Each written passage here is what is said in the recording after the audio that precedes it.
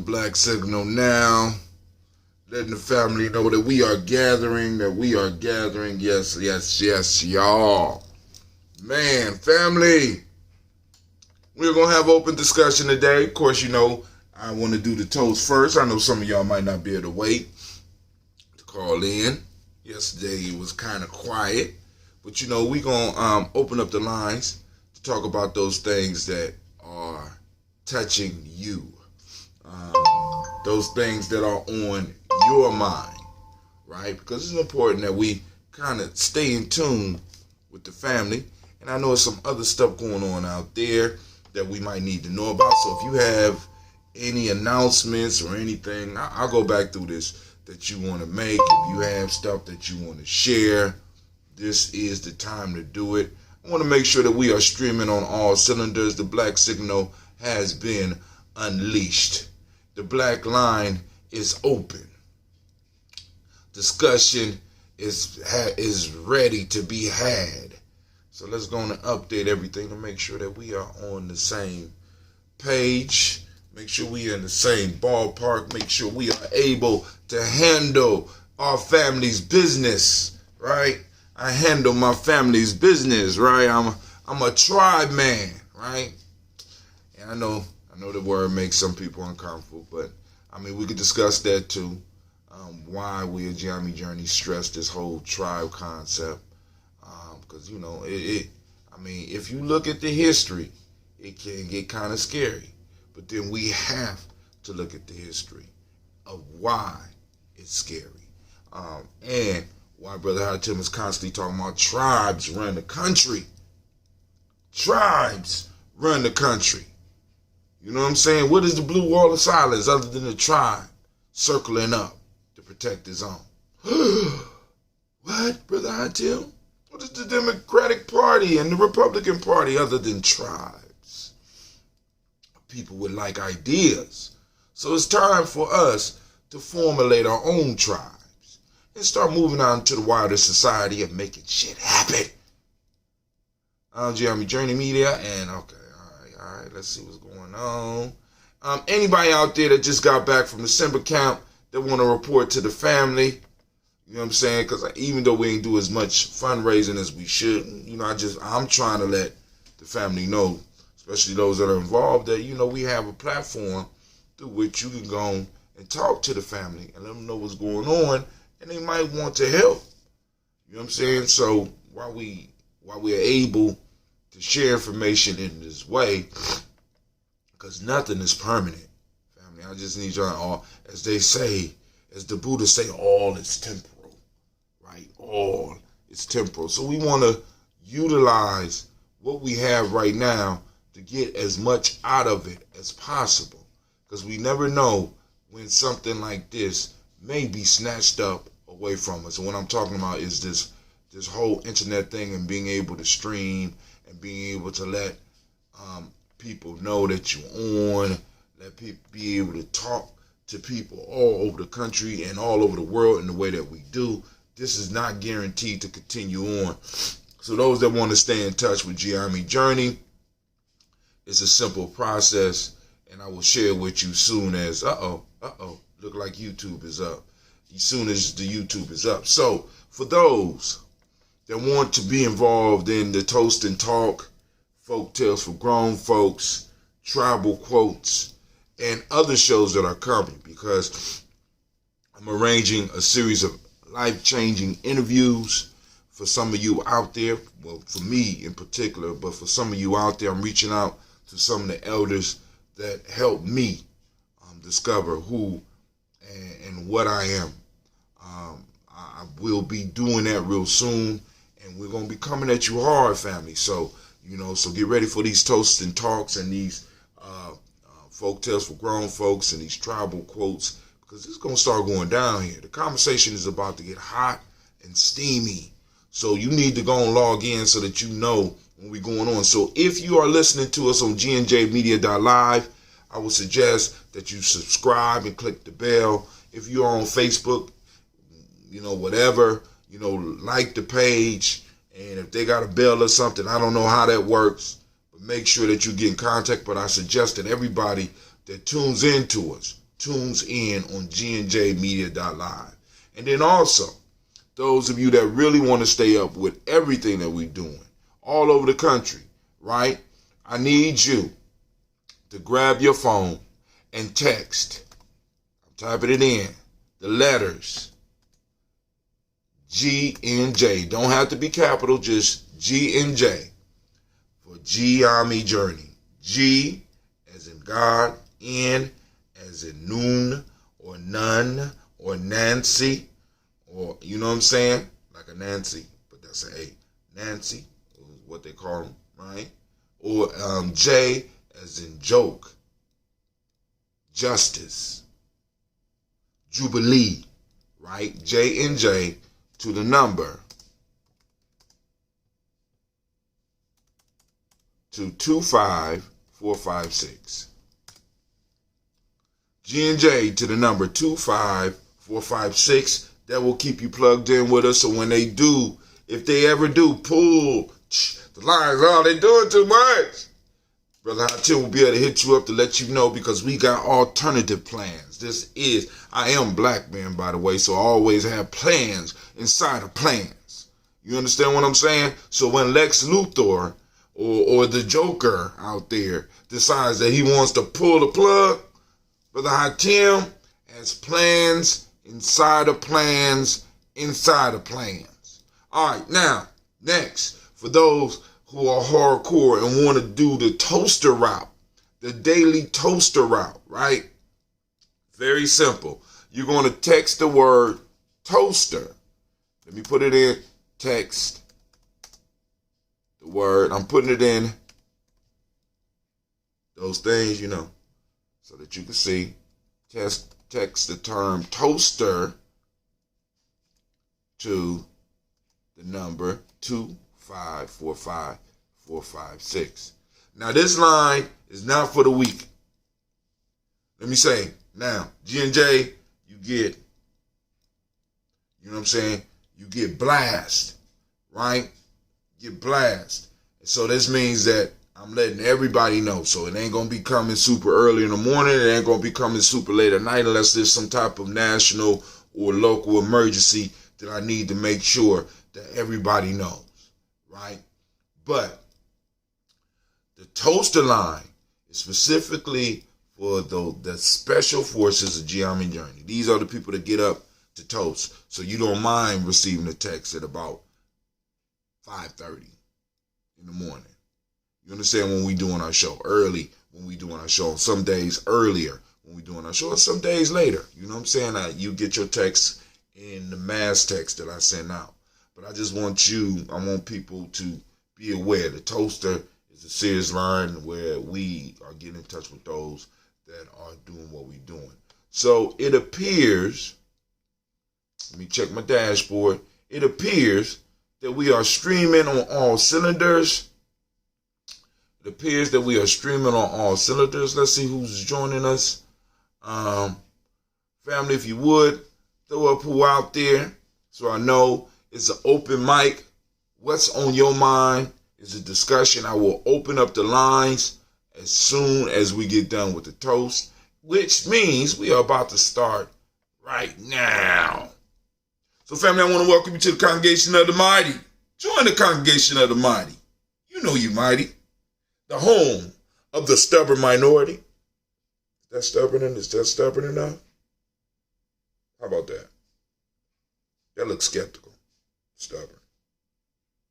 The place where your hustle builds muscle. This is Gye-Nyame Journey Media.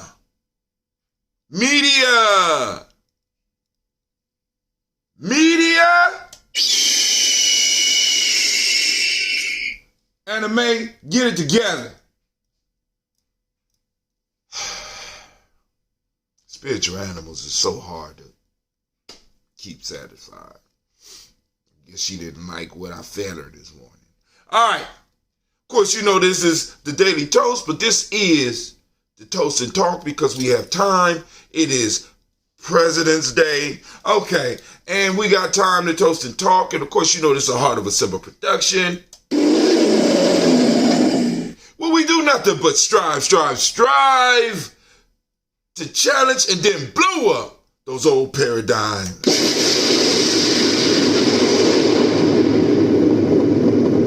Shouts out to Brother Junior. I see you out there. He says, I'm in Mobile, Alabama. I have some folks down here very interested in that Honorable Malcolm X Festival. We most definitely will be traveling. Oh, my God. All right, cool. And we will be sending out the links for the fundraiser because we're trying to make it hot. You going to come up and read for us, Junior? Is that what you going to do? You going to come? You going to come? You bringing some poetry with you, Junior? You know what I'm saying? So, all right. Here we go, fam. Here we go. We will be having the Malcolm X Festival. I got to get the date. I'm working on the date because last year, and this is a shame, last year we tried to do it on Labor Day weekend, and we got murdered by the Asian Fest. All the black folks was at the Asian Fest. Maybe we need to talk about that. Maybe, you know what I'm saying? I might need at least an alarm on that. You know what I'm saying?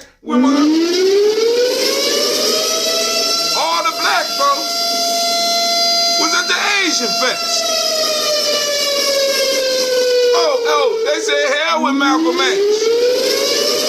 We want some pad thai. We want some ramen noodles.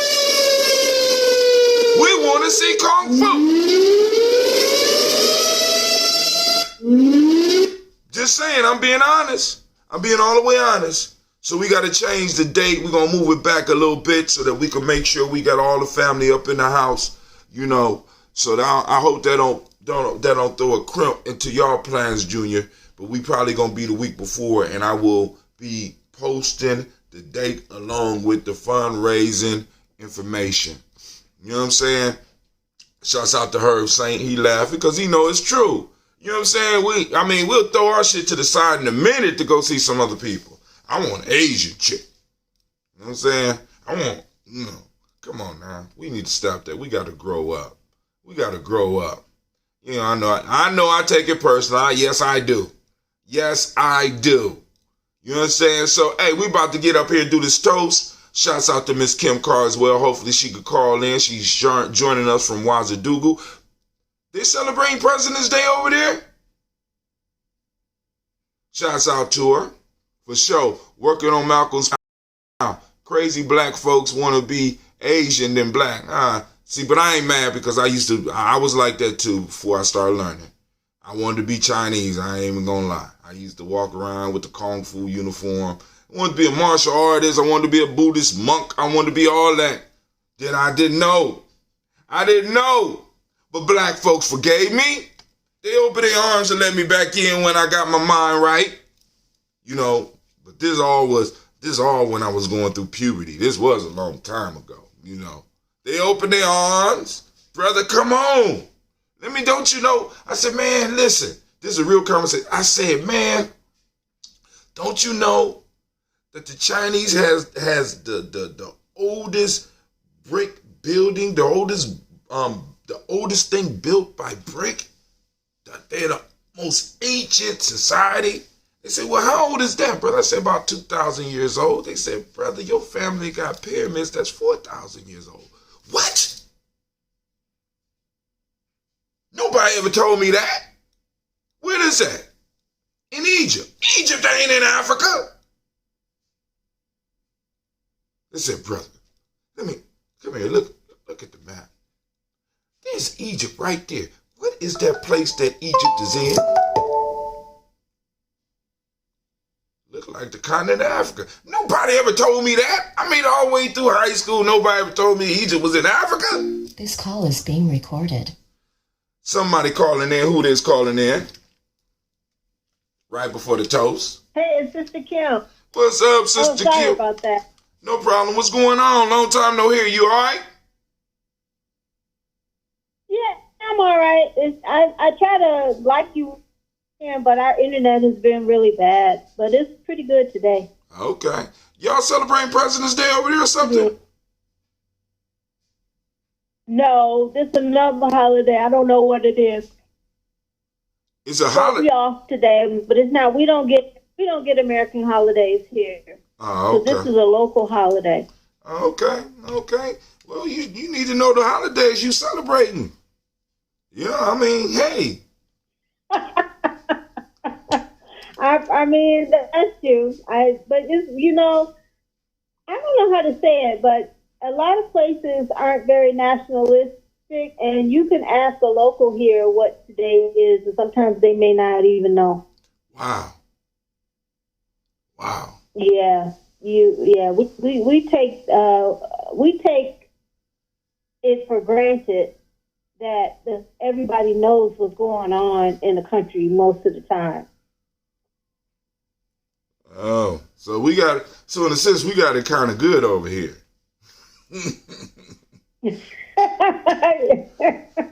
Yeah, we do. We got it kind of good, family. I mean, hey, like I said, we got a lot of work to do, but we got it kind of good. So we're gonna do the toast so that we can jump off with this toast and talk.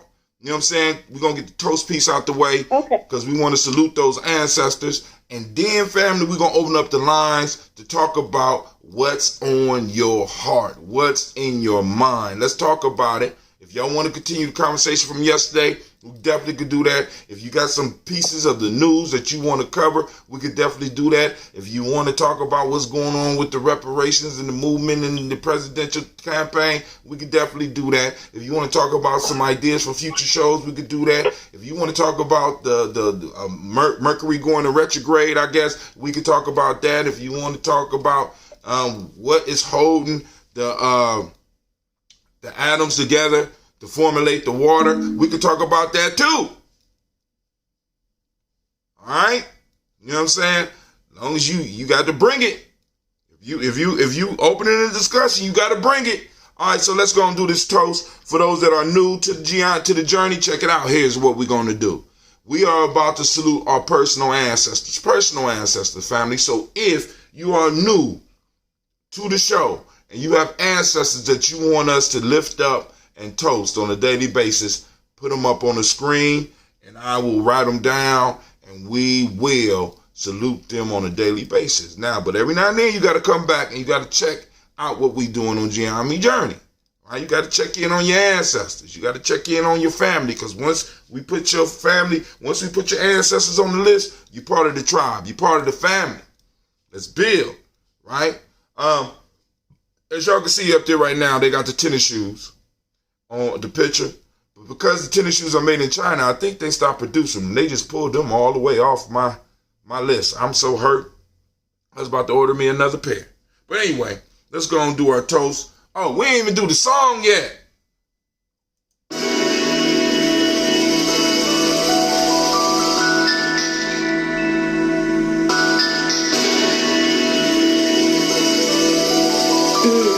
Mr. Titty.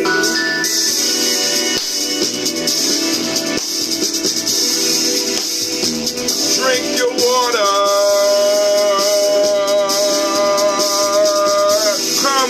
Come on, drink your water, but first, take your breath and drink some water. Take your breath and drink some water. Take your breath and drink some water. Take your breath, man. Drink, drink, drink, drink. Or should I say, breathe, breathe, then drink. Now grab your glass for some water. Get your picture of that water or your bottle. Lift that picture of that water or your bottle. Simply pour some water. It's easy. Just pour it. Look. Drink, drink, drink, drink. Or should I say, live, pour, then drink. Easy to do. Even a child can do it. Now, move your body and drink some water. Move your body and drink some water. Move your body and drink some water. Family, move your body. drink, drink, drink, drink. Or should I say, move, move, then drink. Now raise your glass and toast your ancestors. Why? Raise your glass and toast your ancestors. Why? Raise your glass and toast your ancestors, fam. Just raise your glass. Drink, drink, drink, drink. Or should I say, raise, toast, then. Man. Now take your breath and drink some water. Lift and pour yourself some water. Move your body, drink some water. Raise your glass and toast your ancestors. Breathe, live, move, toast. Or should we say, breathe, drink, eat, move. These are the 4 pillars to keep you healthy, family. But hey, take your breath, lift and pour. Move your body, hey, toast your ancestors, drink up.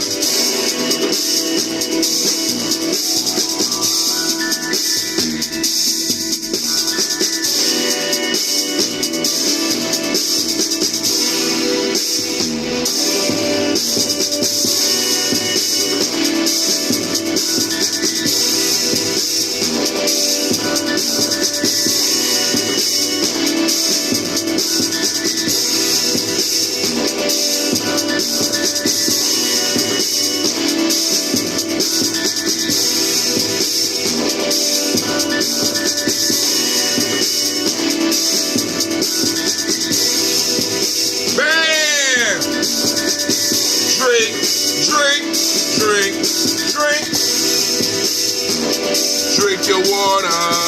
Drink, drink, drink, drink. Drink your water. Take your breath. Lift and pour. Move your body. Move, move. Toast your ancestors. Family, drink your water. Now, for those that are new to the show, family, every day we get up, or every afternoon, when we got these free times, it's kind of slow. We get up, we toast our ancestors, but before we toast our ancestors, we got to make sure that we are healthy. All right, it's primary that we need to learn to start taking care of ourselves, especially those of you who are in fields where you are constantly giving to others. The challenge is to learn how to take care of yourself. So, in an entertaining way, I sing a song, and I can't sing. Y'all can hear that, right? And I try to sing a song to let you know that you need to take care of yourself. Drink your water, right? Move your body. So we talk about the 4 pillars of health in Gye-Nyame. That's breathing, which is number 1. Water, which is number 2. Eating a culturally appropriate diet, right? That family, research that African heritage diet. Get on that, right? Right? Add some adding some cultural elements to your diet. Okay? Right? You know what I'm saying? Because we are of African stock. Although we've been over here for 400 years and we have been in the crucible, being exposed to the heat of this system, right? And there has been changes, but we are of African stock, so we need to look at the African heritage diet. Last but not least, movement, family. Gotta move, gotta walk. Around, take an elevator every now and then. Take a few flight of steps. You know what I'm saying? Instead of calling your co-worker, get up and walk. You know what I'm saying? Walk around your area. Move your body, right? So that we are put together well enough to toast our ancestors. So I know we got people that possibly want to call in. So what's going on? Do you not hear somebody hitting something? Hitting something like what? Somebody's hitting the wall next to my room. I think it's a hammer or something. You don't hear it? Clinton, your room is a bridge. All right, so real life here, Gye-Nyame Journey. So this morning, we're going to go and get us some of this ambrosia. has been out in the car. It froze and stuff and came back to life. Let's see what we got here.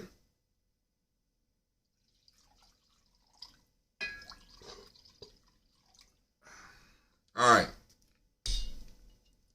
So we're gonna sip on this. See how it aged, how it handled the weather. Okay. You know what? That's coffee. I didn't want to do the coffee one, but that's cool. I'm going to drink the coffee one because we started. But we're going to do our toast. We're going to move into our toast real quick. First off, family, we want to raise our glass to the creator by whatever name you choose. We want to lift up and we want to celebrate that creator. And we want to say, Ashe. From there, family, what we're going to do. Y'all ready? We're going to hit those ancestors. Now, I'm going to try to go as far as I can without the list because I'm trying to get to the point where I got the ancestors memorized. I'm only on the first page, so don't get upset if I ain't got your ancestors in the memory, because I'm going to go back down the list, and I'm going to read the ones that I don't get. So we're going to start off. We got Miles Brown, Ms. Ann, Robert the Texan, Davis, Herman Brown, Sr., Rosalie Tilly, Georgia, William Walter, Christopher Pendergast, Eileen, Uncle Chris, I'm Fiend, Cleveland and Geneva Brown, Margaret Ellis, Wash Ellis, Cecil Ellis, Elvira Brown, Gina Gaines, Herman Brown II, Barbara Twiggs, Wash Ellis Jr., Katie Ellis, Nikki Ellis, Jamon Jones, Jeremiah Tappan, John Fallar, Montague Pimenel, No More Ex, Pat Mount, Romney, Dr. Marianne Williams, Kojo Kamal, Elder Millie Dixon, Tony Clark, Pastor Yusuf Weston, Elder Ajani, Elder Ron Coleman, Elder Robert Donaldson, Alfred Brofro, Hector Jr., Elder J, but I want to get his name right, Elder J, Elder J. Edwards, Carla Harris, Grace Lundy, Inez Harris, William Bill Moss, Phyllis Rose, Sterling Lucy Wright, there, Gail Pullian, the Luxor brother, Miss Edith Brooks Crawley, Miss Marie Nelson, Mr. Frederick Crawley Sr., Miss Jerry Brunson, Mr. Lonzo Johnson, Miss Marie McDowell, Janice Foster, Charles Jordan, Kel Smith, Walter Trigg, Francis Johnson, Mary Franklin, Jimmy Williams, Daniel Ford, George Gibson, Nana Loretta Clark, Inez McCrae, Fritz Clark, Frankie Justice, Katie Justice, Derek Renderman, Virginia Rogers, Reverend James Smith, Lois Henderson, Calvin Spratling, Mary Elizabeth Walker, Raymond Walker Sr., Sarah Jane Carter, Michael Ford Jr., Kellen D. Russell, Susie B. Smith, Teresa Clay, Melvin Dale Hodge Jr., Herman Copeland, Mildred Copeland, Jenny Copeland,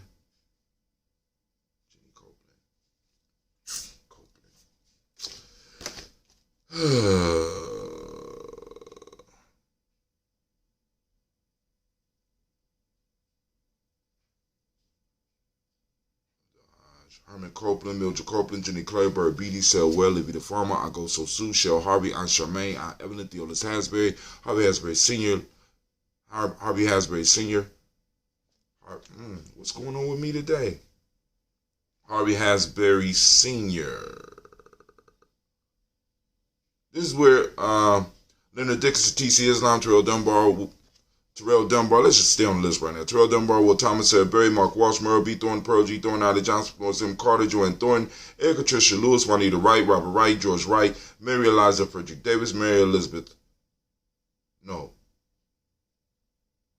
George Wright, Mary Eliza Frederick Davis, Mary Elizabeth Rogers, Mary Esther Keachler Reese, Linda Watson Hammonds, Jarrell Johns Watson, Sparrow Slimmy, Selma Lewis, Andrew Holmes, Pearl Moore, Percy Moore Jr., Mildred Owens, Booker T. Bolden, Charlie Hunt, Sammy Stover, Hader Pearson, Sturgeon Thornton, Richard Thornton, Lavinia Hall, Freeman Bankster, Mae Moss, Sophia Peacock, Willie Thornton, Napoleon Kennedy, Mark Ramsey, Paul Ramsey, Matt Ramsey, David Ramsey, Charles E. Thornton, Frankie Quells, Urania Thornton, Bernice Quells, Ernestine Jackson, Frankie Johnson, Teresa Mormon, Leon Johnson, Charles Bell, Vivian Ramsey, S.C. Johnson, Delrita Johnson, Leon Johnson, James W. West Sr., James Parham, Danny Jones, Human World, James Farmer, Mary Chavez, Leon Grace, Bessie Johnson, Hattie Sylvester, Mary Moreland, Paul Moreland, Elder Caleb, Rosemary Martinez, Dalmatette Wellman, Fred Douglas Triggs Sr., Thelma Triggs, Thomas Lula Berry, Lacey Eleanor Howe, Frank Russell Davis, Fred Douglas Triggs II, Peter Triggs, Reverend Eddie Moore, Helen Fuller, Eugene Jackson Sr., Richard Ellis, Silas Alexander, Charles Maxwell, Percy May Alexander, Arthur Reynolds, Stanley Lockhart, Ricky Lockhart, William Lockhart, Woodrow Lockhart, Brenda Porter, Deacon Hargrove, Carla Sawyer, Andrew Parker, Doris Donald, Ellis Murphy,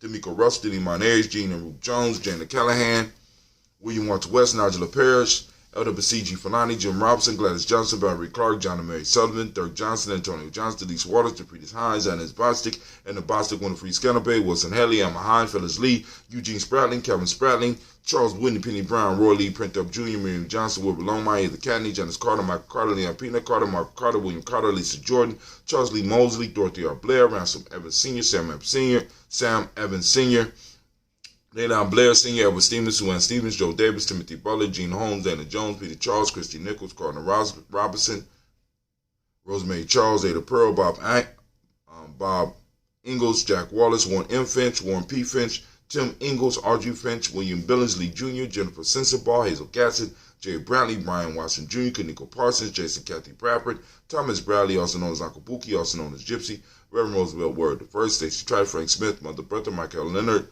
David Brown, Ruth Carter, June Cox, Ruth Cox, Paula Cox, Ronald Evans, Judy Hubbard, Irene Johnson, Francis Booth Jefferson, Dan Wilkerson Sr., Emma McClendon, Jerry Doyle, Amina Robinson, Mary Nichols, Patricia Williams, Shabaka Teray, Gray G2 Gibson, Donna Hill, Richard Cleavis, Lee Irby, Tommy Irby, Boy Irby, Jim Crochet, George and Hallie Johnson, Archie and Margaret Armstead, Diane Scott, Erica Armstrong, Claire Fox, Jean Evans, Archie Beck, Anna McGill,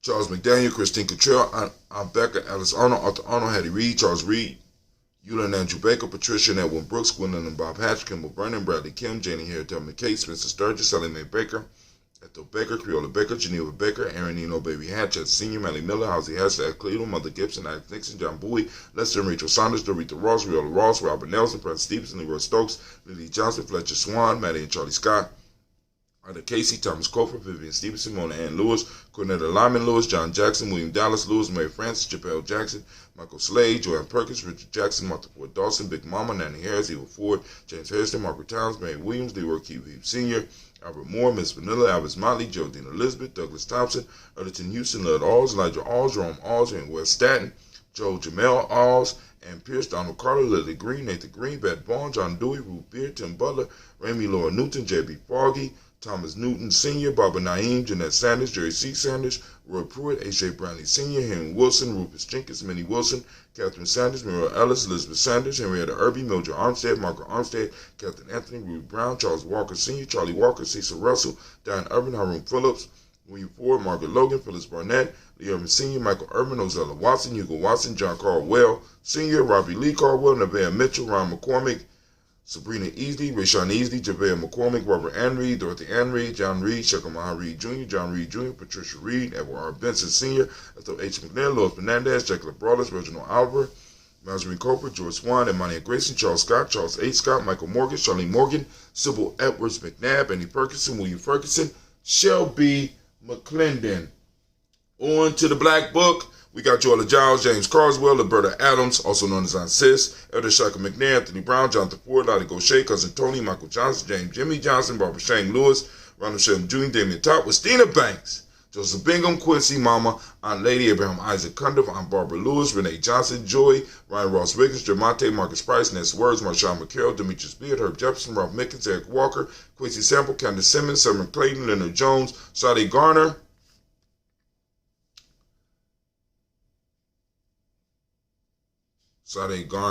where that's at? Okay, Melvin Scott Jr. No, Melvin Scott Sr. Melvin Scott Sr., Elder Clarence Lunkin, Elizabeth Johnson, Frank Smith, Stacey Trice, Denise Goray, Nathaniel Hassan Turner, Khaled is in transition, also known as Nigel Turner. We got Demetrius Lewis Flint, Alberta Woods, Geneva Simmons, Daniel Tilley, Angeline Gantz, Sharifa, Oscar Kane, Archie Gripper, Dominique Nichols, Ruthie Lane Johnson, Teresa Sambu, Aunt Maxine, Uncle James, Henry Margaret III, Tamara Dowdy, Nicole Harris, Julia Taylor, Richard Bozeman II, Ruth Carter, John Carter, Mr. Thorne, Johanna, Jassandra, Lynette Lewis, Henderson Mosley, Charles Jordan, Henry Essex II, Fannie L. Webb, Dan Walton, Alalti Sue Walton, Emma Walton, James Randolph Giles, Sonny, Pete Walton, William Walton, Fred Powers, Elijah Wine, Hakeem Nkomo, Alberta T. Davis, Charles Davis, Willie R. Mackey, also known as Dr. Creamy Mackey, Victor Bowden, Priscilla Kitty Berger, Lucy White, Robert Lee White, Emma Jean White, Talton, Roger White, R.L. White, Jesse White, Ruby Jewel White, Johnson Carl White, Desi Woods, T.L.R. Woods Lennox, Jim Woods, Lizzie Woods, Juanita Alexander Brown, Cynthia Ann Wright, Richard Dorsey, Annie Simpson, Jamara Simpson, Regina Hopkins, Joseph Simpson, Nettie Dorsey, Eleanor Hopkins,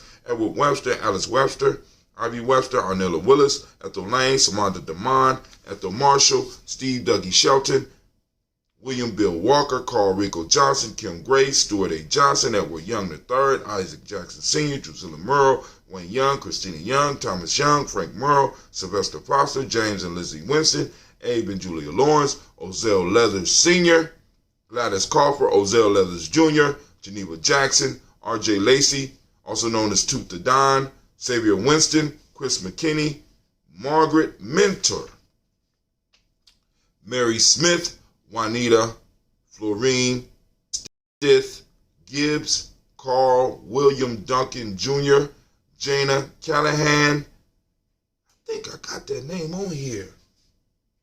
Danny Hale, Miko, D. Nice Hill, and Andre Martin. I think I got Jana Callahan.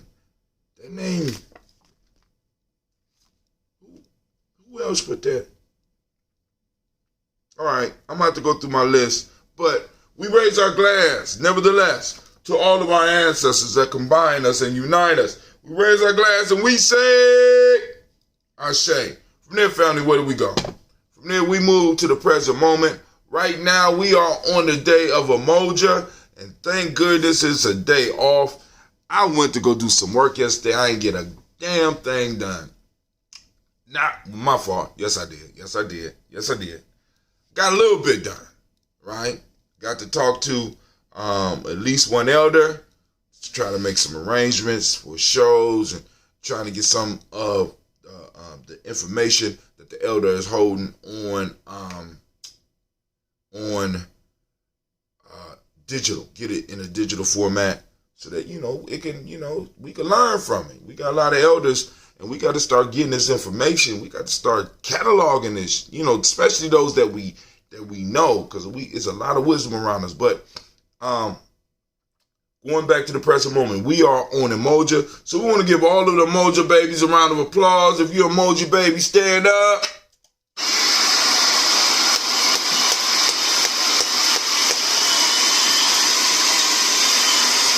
Shouts out to all the Umoja babies. Yeah. All right, cool. Now, from the Umoja babies, what we want to do is we want to talk about the power of this moment. We are in this moment. This moment is ours. So we just saluted our ancestors. Our ancestors struggled so that we can have the present, right? This moment right now, right? Where we could actually make some change. So we need to make them proud and start utilizing this moment. And I'm asking that each and every person that's listening to me take some time today and see if you can find your principle. The principle today is Umoja.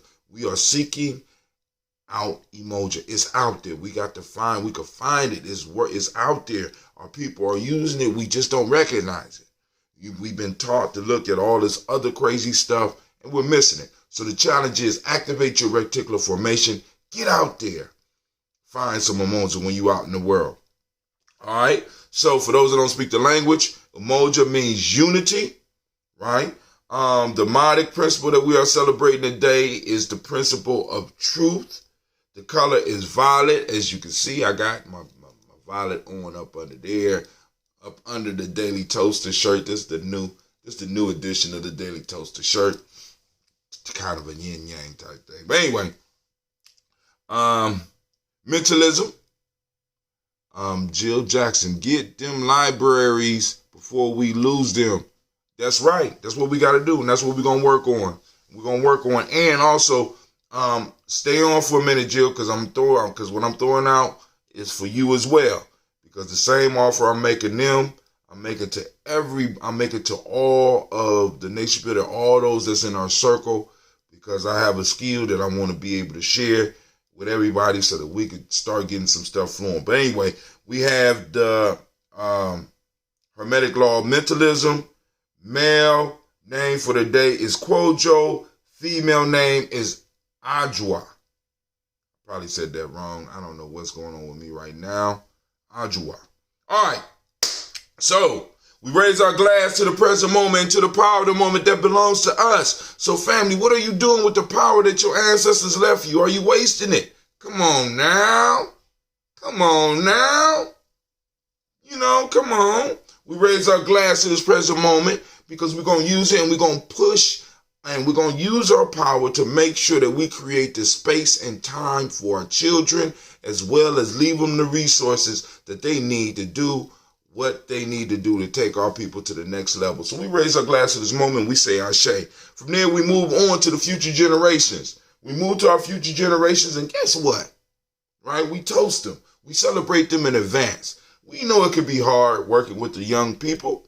Right? We know. I'm looking at my house now, and it's a mess. They tear up everything. They was trying to break the mop while I was on the show the other day. Just, why are you doing that? I don't know. Just writing on my mama's couch. But they the future. So we raise our glass to the future generations because I can't wait to see what they become. We toast our children. We toast our children's children on to infinity. We say Ashe. From there, family, we move on to all of our relations. We toast and we say Ashe. From there, family, here we go last. No, this ain't last. This is for you. That personal. You ready? Are you ready? You ready? That personal toast. This is a toast for you, right? That personal, that selfish toast. What is it that you need right now, just for you, in this moment to move you towards your greatness? What is it that you need? We got to take care of ourselves, family. Because we can't take care of our ancestors. We can't take care of our children. We're not taking care of ourselves, right? Because a lot of us are checking out of here from the stress. A lot of us are checking out of here from all types of foolishness. So we need to go on and make sure that we take care of us. What is it that you need in this moment? Raise a glass and we say, Ashe. Last but not least, I want to toast the most magnificent, the most marvelous, the most beautiful, the most outstanding, uplifting, inspiring individual in the room. I raise my glass to you and we say Ashe, Ashe, Ashe. We wish you peace, power, joy, and 100 years. And as we say in Gye-Nyame, cat in. This is our thing.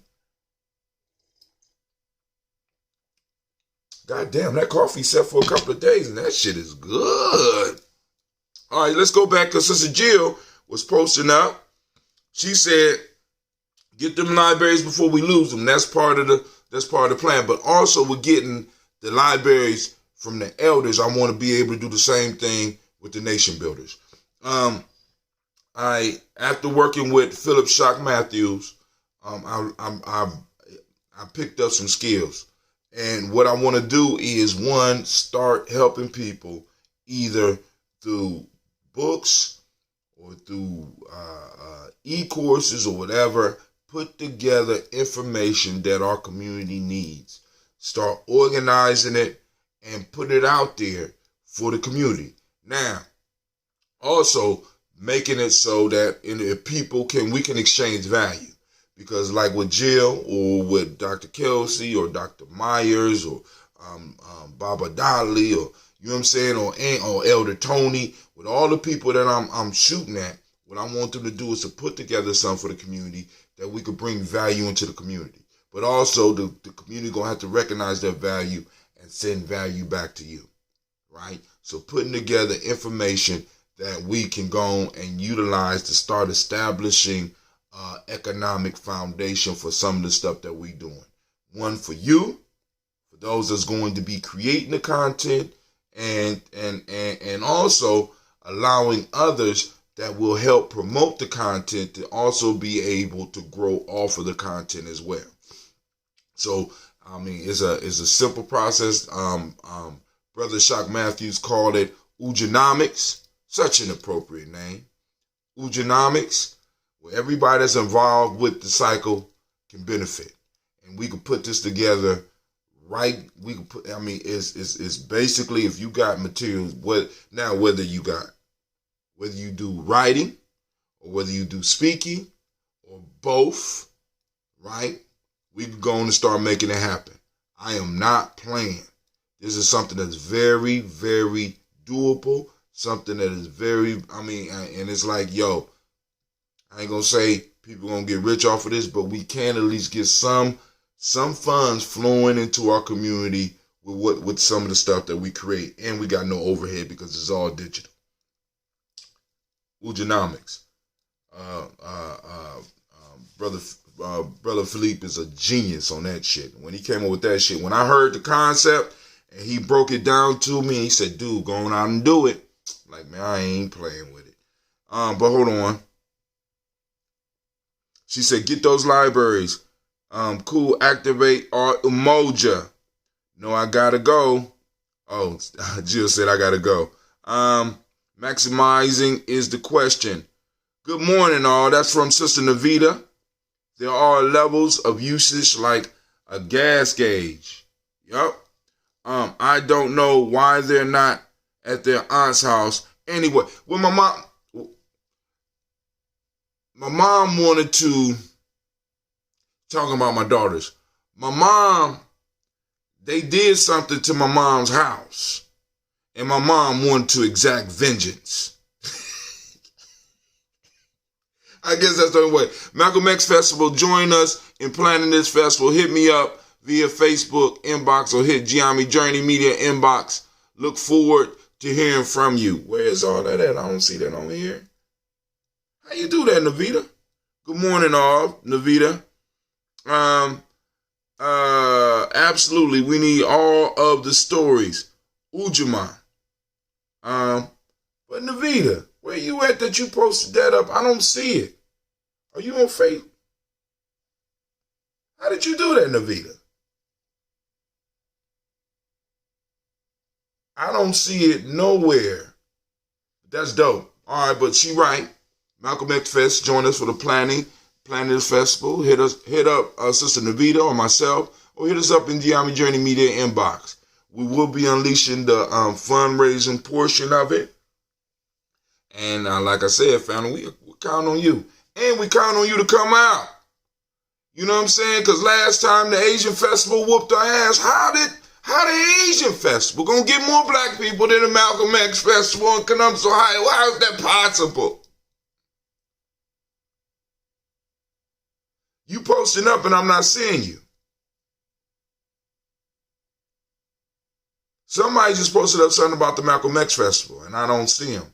But anyway, I don't understand that, man. That frustrates me. We got to adjust our day of doing the Malcolm X Festival because motherfuckers gonna run off to the Asian Festival. I'm just saying that, this is what history has shown us, right? So we're gonna do the Malcolm X Festival.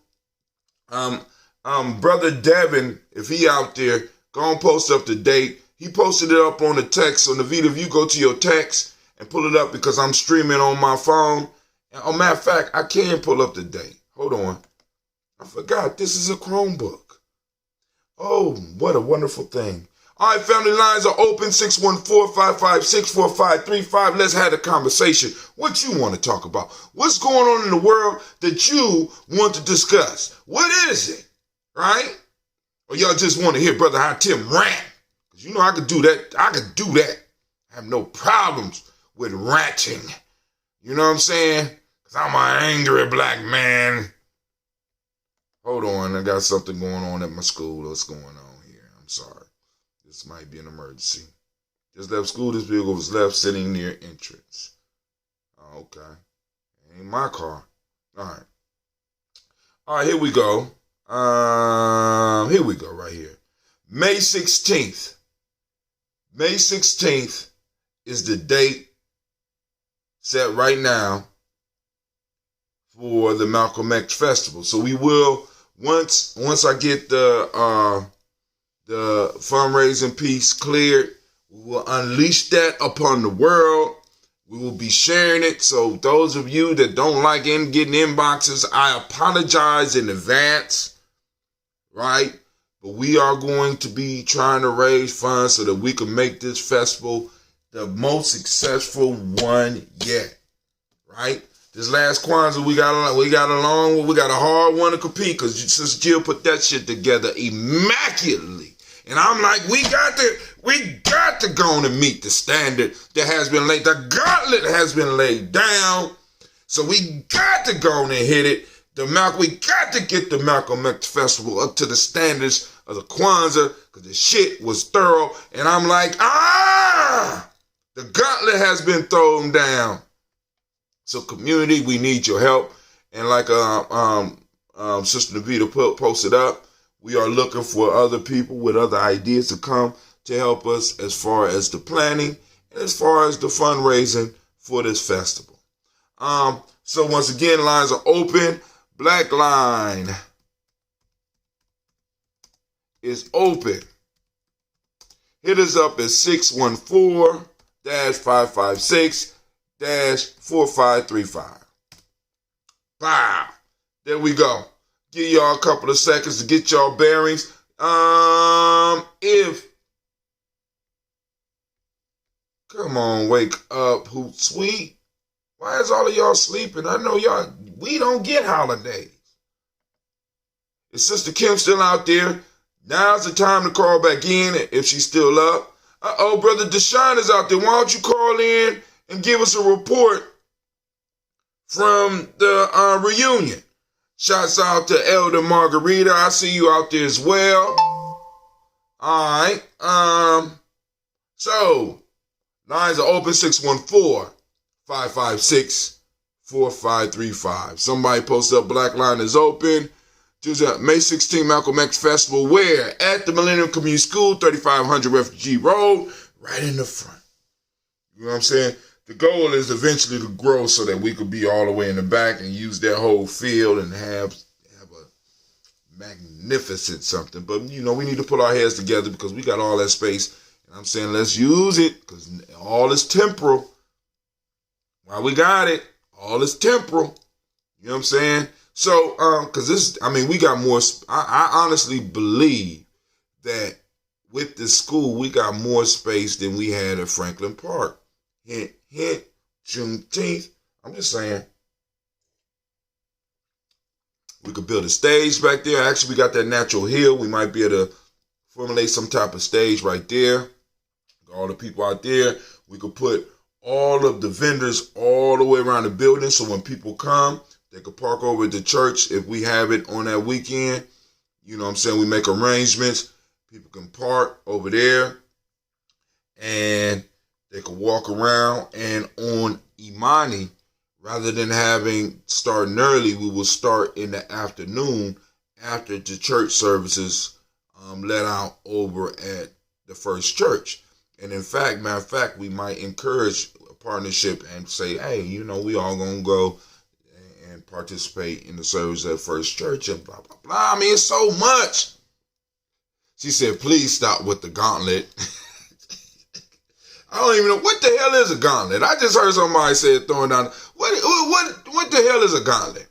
Where's Kwame when you need him? I need to know what a gauntlet is. But the number is out. I don't know if y'all can see all my posts on what in the world is going on here. Let me go. Is the stuff posting up on the Facebook? All right, call-in lines are open.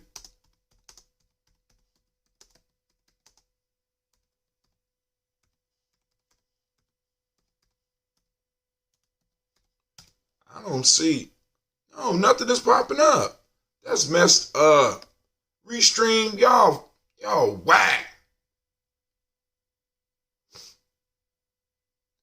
All right, Malcolm X Festival, of course, at 3500 Refugee Road. We're gonna be kicking it, but this year we got one day, May 16th. It looks like. All right, so all right. Well, I'm gonna go into the news. Everybody quiet. I mean, we got people typing in, but it is what it is. Go back up to the top. Need to fold some clothes and go get my babies before my mama kill them. All right, so there was an article in Al Jazeera. We can check this article out until somebody call in. Yes, I can see it on the screen, but it should be popping up on the timeline for y'all so that just in case, because the screen eventually fades. So I got to make sure that I'm posting up. Let me see if it's doing the reverse. Nope, it's not doing the reverse. Let me see something else. Let's do it here. Call in lines. Open. The chat bot is having a problem. And I got to figure out how to fix that too. Or at least how to manipulate it, because there's so much stuff we could be doing with the chat box. Let's see. This one posted, posted on Periscope. All right. So it should have posted. Let's see if it posted on Facebook. Nope. It don't show that it posted on Facebook.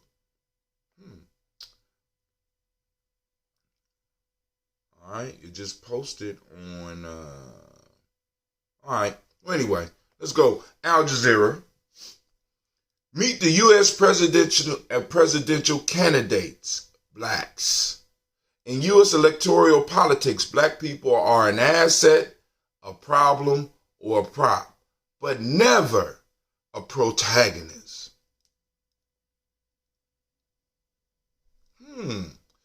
What are you talking about, Al Jazeera? This is from Al Jazeera. Let's see, the writer is Yannick Giovanni Marshall. The light almost seemed to go out of Pete Buttigieg's eyes as ABC correspondent Lindsay Davis put question to him during the New Hampshire Democratic debate this month.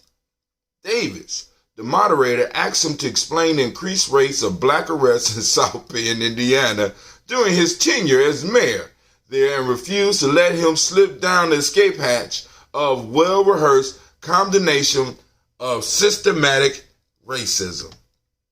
It was as if Buttigieg could see the ghost of the life chances stolen from arrested black people taking their seats among the audience in St. Anselm College Auditorium, waiting to hear his first presidential bid.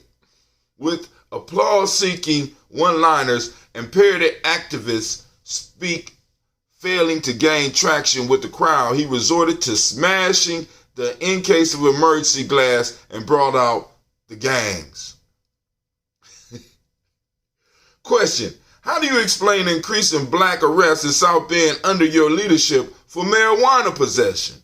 Answer: something along the lines of, we targeted violent gangs. Unless all those arrested black people were violent gang members, this does not begin to answer the question. Yet it might feel like an answer to Americans born into a society with a centuries-long tradition of representing black people as dotish, duplicitous, violent beings. It's duplicitous? Duplicitous. I don't know. The blacks. Yeah. Come on now. No comments? Should I keep going? The mere reference to the violent gangs conjures up groups of marauding blacks. The need to manage this group justifies or at least serves as an explanation for any police action against any individual black person. There are gangs. That is why they do what they have their full. That is why they do not have their full measure of rights. Individual human beings who are black are rounded up as part of the aggregate known as the blacks. These blacks bear no relation to, nor are they even an attempt at any accurate reflection of the many different individuals that make up a group of more than 40 million people. Instead, the blacks is an amalgam of historical anti-black invective collected in a bucket and poured over a community. The blacks are not people. They are the caricatures that precede actual black people when they enter a room or become the subject of a conversation. Black people, despite ourselves, are seen to be the blacks.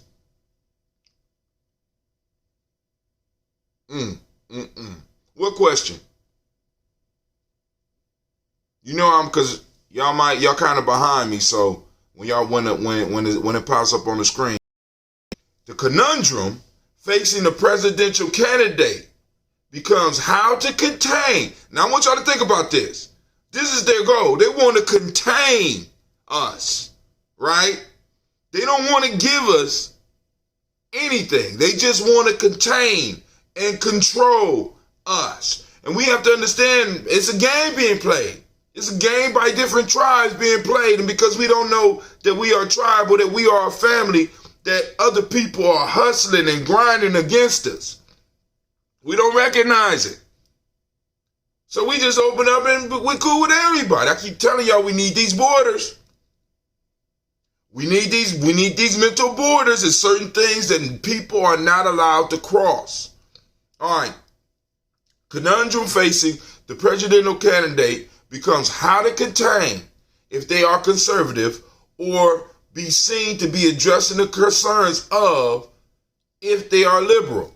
These types of people, it is for this reason that referring to violent gangs is offered in defense of discriminatory police practices by the centrist Democratic candidates. The brutality, or if violence is to be sanitized, the overzealousness of American policing can be forgiven because, well, blacks. Contain and control are key words. Thank you, Sister Jill. Contain and control. You are being contained and controlled. They're not really concerned about what you need or what your community needs or what your group needs. They just want to contain you. Right? Now, you do have some presidents, some people running for president that's coming out. I mean, it's like when I heard Steyer talking about reparations, and I know, and see, because this is what's going to happen. This is what kills me, right? Black folks will hear somebody speak for us and be like, well, they ain't going to win, so I ain't going to waste my vote on them. But then by not wasting your vote, what you showing people is that you won't even support somebody that's in support of you. Somebody that's saying, hey, this needs to be done. So rather than do that, you'll go along with the party line and be like, listen, the most important thing is to get Donald Trump out of office. Listen, that is not the most important thing. The most important thing is that they start recognizing your humanity, that they start recognizing the debt that is owed to you. That's the most important thing for you, and that's the most important thing for our future generations. Stop allowing these people to scare you with fear politics. Hell, if you my age, you survived 2 terms of Ronald Reagan and 1 term of Bush. What the hell can the great pumpkin do that's beyond that? As a matter of fact, I made it through college with a Republican Party. Now, it took me a little bit longer, so by the time I got done with college, it was back in the hands of the Democrats. But listen. Stop allowing people to guide how you do your politics, because you got to take a law. Support the person in support of you. That's the only thing that makes sense. I remember that I stood up. This is when I was much younger. I stood up for somebody that was being bullied. I'm at a party, and supposedly the craziest person in the neighborhood takes a beer bottle, pees in it, and gives it to a young man that wants to be down with him. Now, I'm away from all that because I'm the school dude, I'm the football dude, but I just happen to be at the party. And I hear the dudes laughing about it because the young man take it, he lifts it up, he drinks it, and he's like, ugh, and he throws it down and breaks it down in the middle of the party, kind of messing up because you know, some of y'all might be too young, but this was those house parties. You know what I'm saying? When you go down the basement, you got the lights in, and he throws down the bottle, and he start crying, and they just start tormenting him. And I said, no, y'all, leave him alone. You know what I'm saying? Homeboy, look at me, OJ, this ain't got shit to do with you. You need to go on before I kick you. I said, dude, you can't beat me, nigga. Now, you might beat him, but you ain't gonna beat me. Now, leave the little nigga alone. So me and this dude, who the one that's supposed to be crazy, we start tussling, and the very person that I stand up for turns on me. And right then at that point in time, it didn't click to me. It took years and years because my grandmother kept telling me, she like, listen, you keep trying to help people that don't want to help themselves. Stop. As a matter of fact, I got kicked out of Akron by my grandmother because she would not let me live there once I graduated from high school. She sent me to Columbus because she said, you will not be buried. I will not bury you. I will not allow you to stay down here and get killed because you want to be a hero. So she sent me up here and I ended up almost getting killed trying to be a hero here. It's in me. I'm sorry. But when she came to the hospital, I was so scared. You know, she looked at me and said, you did good. That's just who you are. You did good. But the point I'm trying to make is there's no worse feeling than standing up because that dude, even though I might help somebody else, I would never in my life step up for that dude. And I'm so glad that I escaped with my life that night because it was about 15 of them. I did good though. I did good. But the point is, it's nothing worse than trying to stand up for somebody that will not stand up for yourself. As a matter of fact, they will join your enemies to attack you. And this is the message that we send when somebody stands up and says, I'm for reparations. Black folks are owed reparations because of what happened to them, and we start talking about everybody else but them. At least have conversation about it. Right? What Bloomberg offering y'all other than being able to beat Donald Trump? Him beating Donald Trump is not going to do anything for you. How about Booty Judge? Huh? What's his stance on you? Because when they come with these universal policies, they are not talking about you. You do not fit into the template of universality and white supremacy. Please understand that. You don't fit into it. You are not part of the universal picture. So we need to make sure that we back those that back us. So like I said, I'm still waiting to get Homeboy's plan, but Steyer got up on a debate stage and said, I'm the only one on this stage that's in support of reparations.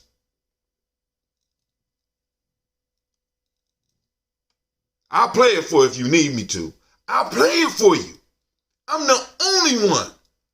Bernie is trying to save everybody. And when you try to save everybody, you end up saving no one. It's a hustle. It's a game. Because what he could say is, because everything is so broad, if stuff don't go through, he can be like, they are against me.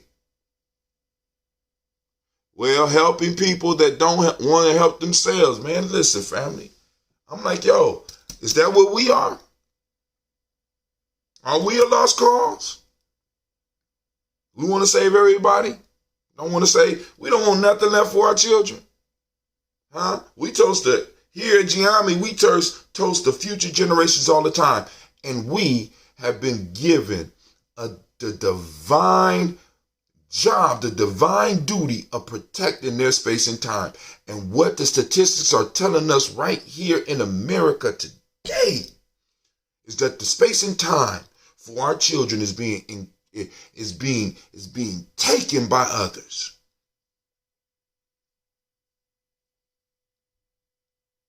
Now, what I'm saying is there are politicians that have us in mind. We ain't backing them. We're talking about Bloomberg. There's another billionaire on there that sat up on that debate stage and said, I'm the only one on this stage that's standing for reparations. And I'm going to talk a little bit more about his plan once I get it. You understand what I'm saying? Once I get it. I'm waiting for the black agenda. Their idea of a black agenda, what are they going to do for us? You know what I'm saying? So, I mean, it's like, it's out there. But now what I'm saying is, this dude is in everybody's, no, my fault. Tom Steyer is not in anybody's mouth. Everybody talking about Bloomberg or Bernie. That look like us. But this dude come out and say, and automatically be like, he can't win if he talking about. Sometimes it's deeper than winning. Sometimes a win comes disguised as a loss. Sometimes you got to throw it all in. I'm just saying, family, we're coming to a point where when you start looking at these numbers, you start really getting scared for our children. This is not the America that those of you that are 50 years old grew up in. Even 40. It's not the same America. Please understand that. There are no factory jobs. Because when y'all came up, people were making good livings because they had good factory jobs. Now we have a bunch of monopolies and large corporations all racing to the bottom. What does that mean? They're all looking to get the most work out of you for the least amount of money. Period. So now what does that mean for your children? Your children will still be fighting to keep $15 and $20 an hour jobs while the economy and those on the top are getting richer and things are getting more expensive. And you're going to be mad at your child because your child can't possibly get their own place and they got to stay with you because they still making $15 and $20 an hour when the rent for an apartment like mine, maybe 3 bedrooms with a basement, is now at $1,500 to $2,000 a month.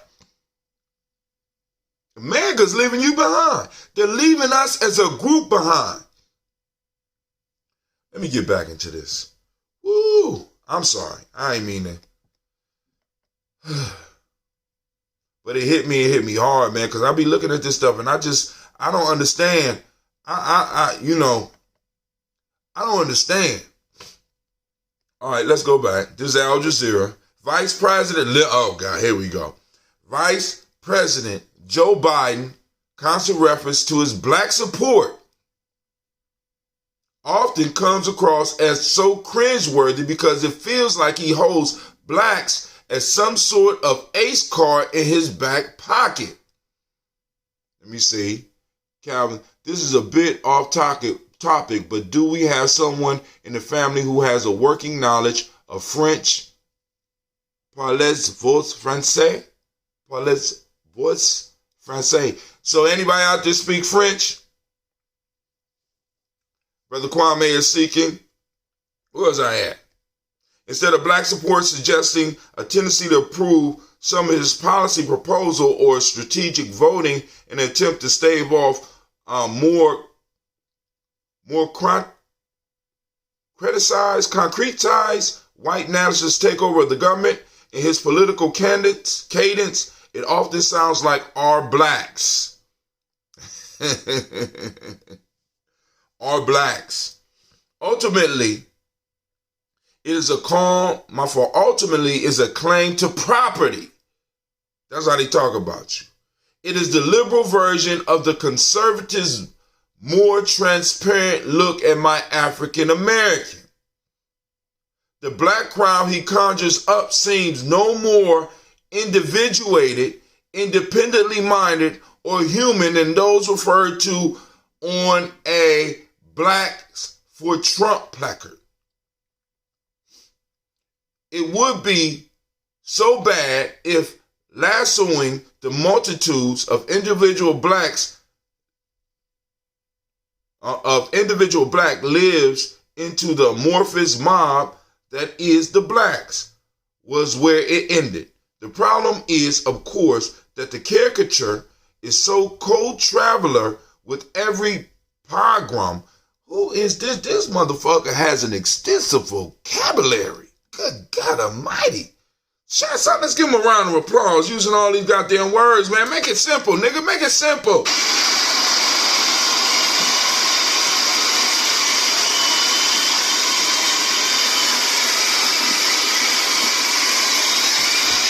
Proud of you, bruh. Proud of you. But you gotta talk to the peoples. It has gathered crowds into lynching bees, fueled SWAT teams, and Supreme Courts, and in the 1920s, helped cast 1,000 African Americans out of the South Bend that would one day elect Mayor Pete. He did some research. The caricatures. Racist caricatures mobilizes the forces that set out to dispose of the people it has branded subhuman. White New Yorkers did not chase down full human thinking people with personalities during the 1863 draft rebellion. They hunted Thomas Dartmouth, Rice's minstrel character Jim Crow. White Southerners did not burn alive a family man who liked chess or string up sisters. One an aspiring journalist and the other a seamstress with infectious laughter. They killed the duplicitous and uppity mulatto in Birth of a Nation, or lynched the slow-witted prissy in Gone with the Wind. The policeman who stopped me while I walked up a deserted street in East Toronto at midnight and demanded my identification, asked me what I was doing and forced me to wait while he sat in his car and radioed in to the station. Did not racially profile me, but the black mugshot in his memory. He stopped the conservative radio depiction of the black criminal he saw projected into my winter clothes. Fixed to our bodies and lives. This dude is good. Big words, but good writing. Fixed to our bodies and lives and humanity is the sum total of centuries of racist thinking about the blacks. They pin us down and muffle every one of our shouting declarations of full humanity. And if we can speak at all, it is as a character in Green Book or the Intouchables, some new version of the 1950s bellhop whose presence and story has no other purpose than to stay in the background and stand at the service of racial reconciliation on white terms. God damn, he doing some good writing here. Good writing. Good God Almighty. Y'all hear that? Let's get this. I ain't gonna give him another round of applause, but shit, brother, hey. They got some good schools up there in Toronto. Yeah, I'm just fucking with y'all. When he called Cory Booker the first American U.S. Senator from New Jersey, the first African-American U.S. Senator from New Jersey, well-spoken. Michael Bloomberg, a Democratic candidate for the presidency and former mayor of New York City, likely expected praise for recognizing that a man could be both articulate and black at the same time. Oh, thank you, Mr. Bloomberg, especially for your stop and frisk. But thinking that blacks are a certain way, that way being generally lesser, might well lead someone like the mayor to champion police powers to stop and frisk black people in black neighborhoods.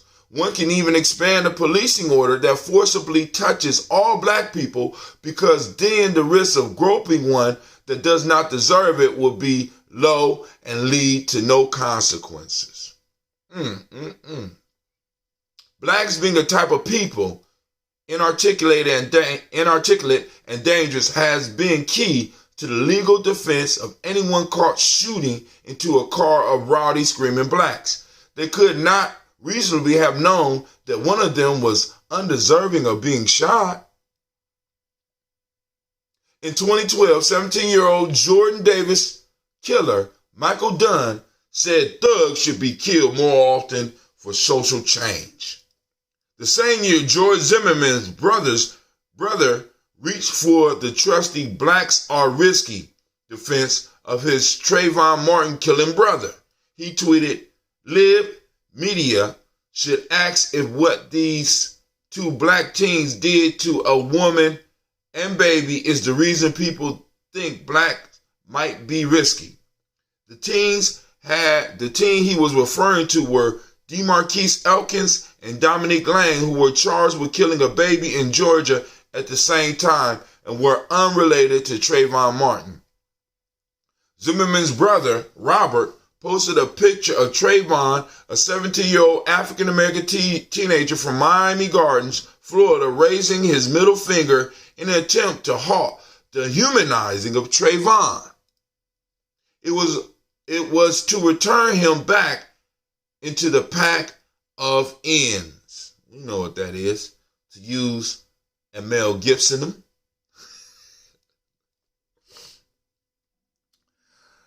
There is not much daylight between President Trump's depiction of our African American community as an uncomplicated rap concert crowd sitting on the edge of their seat to find out A$AP Rocky's fate when he was detained in Sweden, and Mayor's Pete violent gangs, and Amy Klobuchar's tough on crime career as a prosecutor in Minnesota that led to the controversial conviction and maltreatment of a black teenager, there stands the blacks. And Bernie's standoffish avoidance and constant dissolving of racial oppression into working class issues, there stands the blacks. I don't see how. Listen, we be letting people come into our arenas and they get to escape unscathed with some of this shit. Right? You could have an old white man who said he marched with Martin Luther King reduce what's going on with black folks to a struggle between haves and have-nots. Or what they call it, what's the struggle? What is it?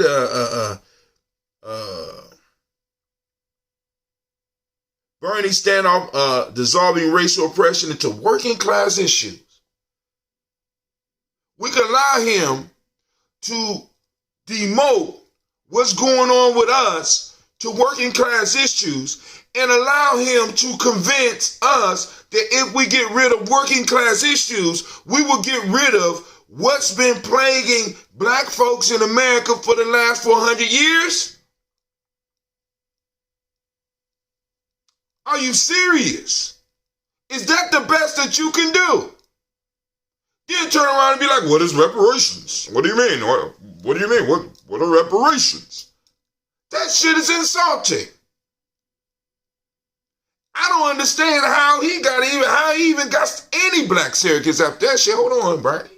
Ain't nobody say, hold on, Bernie. Slow your roll. You know what I'm saying? What the fuck are you talking about? What you mean, what are reparations? Aren't you Jewish? I'm just saying. It's the truth. How the fuck can you get up here and say, what are reparations? What are you saying? You've been in Congress, you've been in the Senate for 30 years. It ain't did shit. But now you want to run for president and you're going to solve all the problems by dealing with working class issues. I'm going to make medication free. I'm going to make college free. And everybody is on the same level. So I'm going to ask those of you that are intelligent enough to keep up with me. If I start with 0 and you start with 5 and I say, all right, we're going to change the game. We're going to make it different. I'm going to give everybody 5. Now I'm at 5 and you are now at 10. How did you improve anything? The same gap still exists. So if I come across the board and give everybody the same thing, that means everybody's going to be in the exact same place they was before. We can't see that. When they come with this universal shit, we can't catch this. We need to smash them every time. We need to smash them because this is ridiculous that anybody could come to a group of hustlers, to a group of individuals that have been able to pull miracles out of nowhere to get us to fall for some of the talking points that these people got. Medicare for all is not going to serve you. It's going to it's going to provide you with free health care without dealing with the issue that bothers you. Because even with free medical care, they're going to give you less treatment. Why? Because the mind state of a lot of these doctors, you can look it up yourself, is that you don't feel pain like everybody else. So they don't have to treat. So you already are getting the medical care that you need, that you're paying for. So what's going to happen when it's free? You don't feel pain like everybody else. You're super. You're advanced. You could take more pain. There have been cases of individuals dying. Black people dying because doctors refused to give them medicine because the pain wasn't that severe. Especially for a person. Your tears don't count. So what happens when there's Medicare for all and you walk into the hospital? You got free medical care, but are you going to get the same level of medical care as your tears flowing down your face? Are you going to get the same mercy and the same care as, let's say, a white lady walking in with tears rolling down her face? I dare say no. So the issue is the very structure. There has to be a radical transformation within this country, especially if we're going to continue paying taxes. We're paying taxes. Now, I understand some people be like, oh, why we even need to ask them? Nigga, you paying taxes. You are being extorted right now. If you got a paycheck, they get your money before you get your money. So we have the responsibility. We have a responsibility to demand what we need. And not allow these motherfuckers to continue feeding us garbage. Working class issues, my ass. Come on now. You may have to spend hours wading through the candidates, blacks, before you find any evidence that full individual thinking, very living humans are black exist at all. Electoral politics in the U.S. has not moved beyond racial caricature, a more sophisticated but no less reductive device than the ethnic slur. Full humans who are black are still the blacks. For presidential candidates, no matter what attempts we make to loosen the straitjacket of reductive representation, we are no more than an asset or a problem, a prop, never the protagonist. It is not yet curtains for the minstrel show. Oh man, oh man, oh man. My man, Yannick.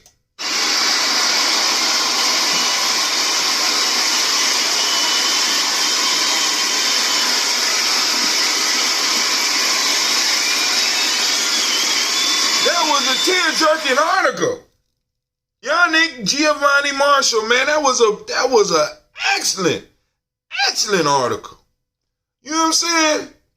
Well, he ended it.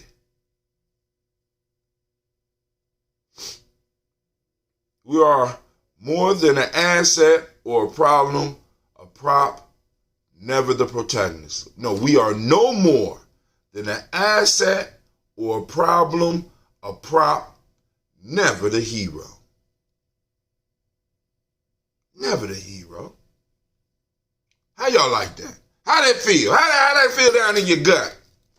You as excited as me? You know what I'm saying? He dropped it on that one. All right, the lines are open. And I guess nobody want to call in once again. I guess nobody else. Y'all quiet on me today. All right, let's see if I got any other news up here. Brother Sean, call in and let us know what happened at Simba and Simpson. Come on now, don't be shy. I know some of y'all scared. I ain't gonna attack you. I promise. From CNN.com, racist language is still woven into the home deeds across America. Erasing it isn't easy, and some don't want to. Are you surprised? That's called redlining, family. And it was supported by the government. They allowed it. And in some cases may still allow it. Lord have mercy. I wonder, they got this house called the Circle House that overlooked Goodell Park. I wonder if I was to walk into the bank right now with the $2 million to buy it, would they sell it to me? Because a lot of y'all think that it's just about money, right? But a lot of y'all forget about the story when Oprah went in France and they wouldn't let her in because she was black. Well, you know what I'm saying? It's deeper than money. For those of you that don't know, it's deeper. Yeah, a lot deeper than money. Yeah, a lot deeper than money. Family, you got to understand, you have been pigeonholed as a bottom caste, and the only thing that's holding you in that position is your belief that you deserve to be the bottom caste. Is your belief that you are supposed to suffer for all humanity. No. You are supposed to suffer for your future generations, to make sure they are put into a place of prominence. That's what you're supposed to make the sacrifice for, not for all humanity. That is foolishness.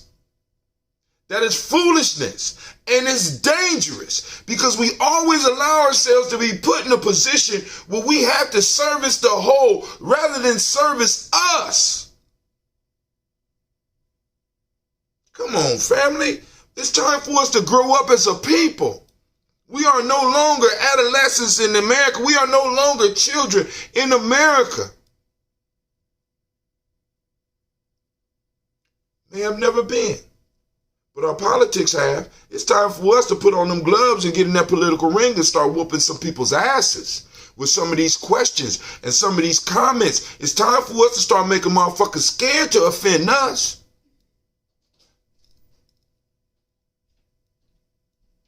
Somebody say some shit like, well, if we give you reparations, what about everybody else? What about everybody else? You the politician.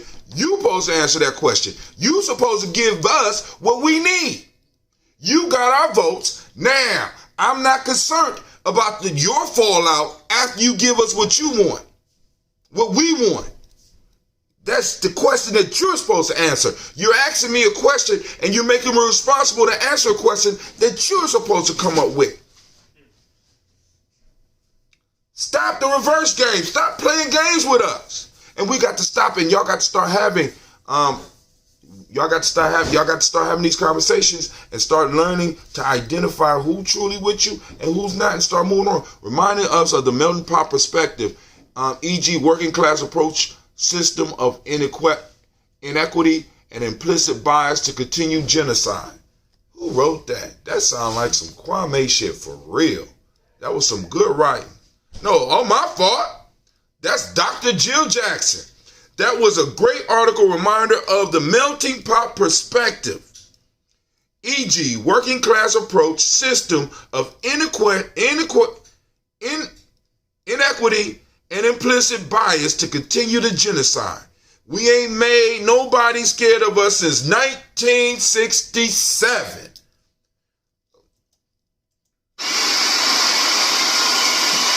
Hell with that. Wait, stop. That deserves a strike from God. Say it again. We ain't made nobody scared of us since 1967. I quote Dr. Jill Jackson. Family, listen to me. Because listen, in politics, they don't mind pulling the fear card up on you. We need to start pulling the fear card up on these goddamn politicians when they come at us. If I don't give these people what they asking for, I don't know what's going to happen. That's how we know we're making progress. That's how we know we're making progress, because family is enough with this. I mean, I swear to God, we got a Jesus complex. As a people, we have a Jesus complex. We believe that we was born to die for the sins of the world and sacrifice for all. Go on and crucify us. Crucify our children. Go ahead, because we were put here for the benefit of everybody else. You can't have mine. You can't have none of my tribe for that shit. I'm just saying, it's time we start growing up. It's time we start growing up. I think me and my son gonna go get some fancy ramen noodles. Well, you ready? You want to get some ramen noodles? Yes. Because you lied to me. You said you swept this floor. This floor ain't swept. I got to fold the clothes, so I need to be able to use them. Yesterday. Look on the floor. It's real life here, Gye-Nyame journey. Look at the floor. Did you sweep it before or after your sisters left? Before. Before your sisters left. Yeah. Okay. All right. This brother Hatim. Since we ain't got no calls in, I'm gonna leave y'all alone. I'm gonna let, but think about what I'm saying, family. Where are you getting that at? Be careful. You do know what will happen. Continue to race the race. She said, you do know what will happen. Continue to erase the race. Yeah, we know what happened. And Sister Navia said, where you getting that at? Be careful. You got to explain what you're talking about. That's why I got a call-in line. 614-556-4535. I don't know what you're talking about, what I need to be careful about. What? Japanese might poison my ramen noodles? What the hell? What possible other thing could I have to worry about other than being a black man in America? What could I possibly have to worry about?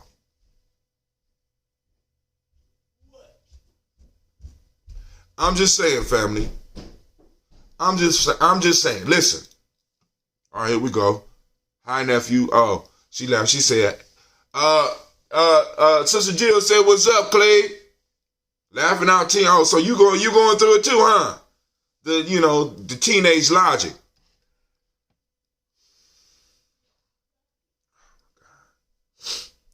It just gave me a headache thinking about teenage logic. I don't know. I don't. And what's crazy about it, you don't even remember thinking like that when you was young. Be careful where you eating at. Oh, it's cool. It's cool. Don't make no difference. They don't get me. You know what I'm saying? Coronavirus. We got the great pumpkin as president. You know what I'm saying? We got a mayor running uncontested. You know what I'm saying? We got an education system geared towards filling our children up with bullshit.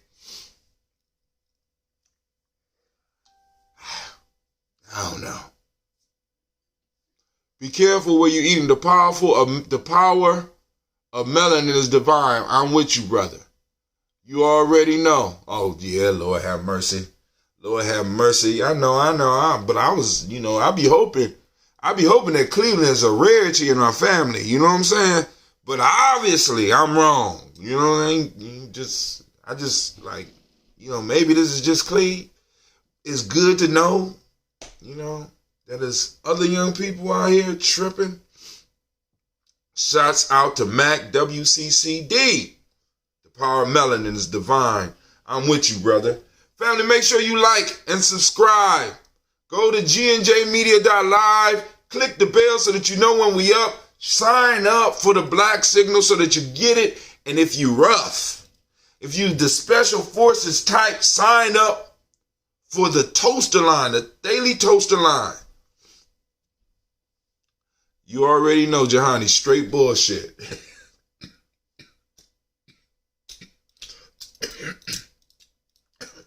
I wasn't expecting that one. Man, yeah. But anyway, all right, family. Anything else we need to move to? Anything else y'all want to discuss? We got it. Y'all got the airwaves. So now, in the future, expect the interview from Dr. Reba Kelsey. Work. I'm trying to get Dr. Myers on. I'm going to work on getting Dr. Dolly on. I'm going to definitely get Elder Tony on. And any other people that y'all would like to hear from our area or nationally, let me know, because I'm figuring out the system and I want to start trying to pull them in. Laughing out loud, that didn't come across right. Oh, Because it's behind. I understand. But anyway, and all the people out there understand because it's y'all see me and respond, and sometimes it is not on time. So we're gonna start having those interviews. We're gonna start putting together the e-courses. We're gonna start putting together the e-books. Any nation builders that are interested in Ugenomics, let me know so that we can start getting you plugged in. Because family, I'm trying to tell you, we got some heavy hitters just here in Columbus. It's just a matter of getting the exposure. So once we start learning how to maximize our social media platforms, as well as our phones and our emails, we will be able to create income not only for our elders, but for ourselves, and have extra money to start throwing into our community events. Oh, the straight bullshit was for yeah, man. And we know it. And what's crazy is, it's sort of like for some of us, because I know I'm not the only one on this. It was said that Martin Luther King said that sometime he felt that he was moving his people into a burning house. And sometimes when I look around at some of the young people I'm working with and working, you know what I'm saying? I have that thought, that statement often hits me. Am I moving you into a burning house? Am I educating you into a burning system? You know what I'm saying? Is this really good for you? And can I do better? And that's the question that I ask. Can I do better? Is there something that I can do that can further you along, other than opening up my own, or opening up our own school? Because there's no way possible that I can do that. You know what I'm saying? But I would need, you know what I'm saying? We would have to open up a school that is totally geared towards us, that is private enough so that we can actually start bringing our kids up with the type of curriculum that would make, what's that ancestor's name? Yeah, though, let's see who out there on point. Ancestor, deep voice, died like the early 90s, wear glasses, wear the kufi, and the shit that he was talking back in the 80s is all happening right now. What is his name? And he was a psychologist. He taught at, I think he taught at Hunter College, maybe. Dr. What is his name? Come on now, somebody out there. Dark-skinned brother. You see him on YouTube all the time. I post him up. Amos Wilson. A school that would make Amos Wilson dance and jump up and be like, I'm coming back to life. You know what I'm saying? Because I listen to some of this stuff, I'll be like, damn, he right. What kind of education system does not prepare children to protect their future? What type of... No, it's Amos Wilson, but yeah, it will make Dr. Ross right too. I didn't know Dr. Ross, I didn't know he was an ancestor. He an ancestor now? Wow, I didn't know that. But yeah, because he started the school here too. You know what I'm saying? But because the major issues that we have to deal with is the financial. And I know some people like, we got the money. Oh, it's about time. Who calling in? Who this be? Hey, it's Kim again. How you doing? Welcome back. Did you drop off or you just would let me finish the toast? Thank you. No, the signal when I was, even now it says poor connection. It kept saying poor connection. So go on and hit us with what Hello? Yeah, can you hear me? Hit us with what's on your mind for your phone drop. Hello? Oh God, I got so much on. I said I got so much on my mind. I don't even know where to start. Well, you better start somewhere before your line drop. Well, I know. Okay, here it goes. So, did anybody see that video of the Chinese restaurant business owner caning the Kenyan. What? Y'all didn't see that? No, I ain't see that. And he in Kenya. Yeah, it's in Nairobi. It's a Chinese restaurant. A Kenyan working for the business came to work late, And he came. and they had the man stand against the wall, and he hit him with a cane. The man dropped to the floor because he hit on his back or his butt with the cane. He dropped to the floor, and he continued to beat him. Family. Hello? I'm shocked. And it's a video. You can find it. My husband showed it to me on his WhatsApp. I'll see it. He showed it to me on his WhatsApp because the Kenyans they went and protested the restaurant, and they arrested the guy. One of the coworkers videotaped that they arrested the Chinese, and they were saying that they felt they should deport him. And one of the workers said that they videotaped it because that is standard business practice at that restaurant. They have been doing that. Family, listen. This is why you need borders. This is what I mean. Just think about this. Listen to what she's saying. You have a Chinese man in Kenya, caning a Kenyan, and they're talking about we need to deport. No, they needed to strap that motherfucker down and cane his ass. I don't understand, but hey, Chinese got a lot of power.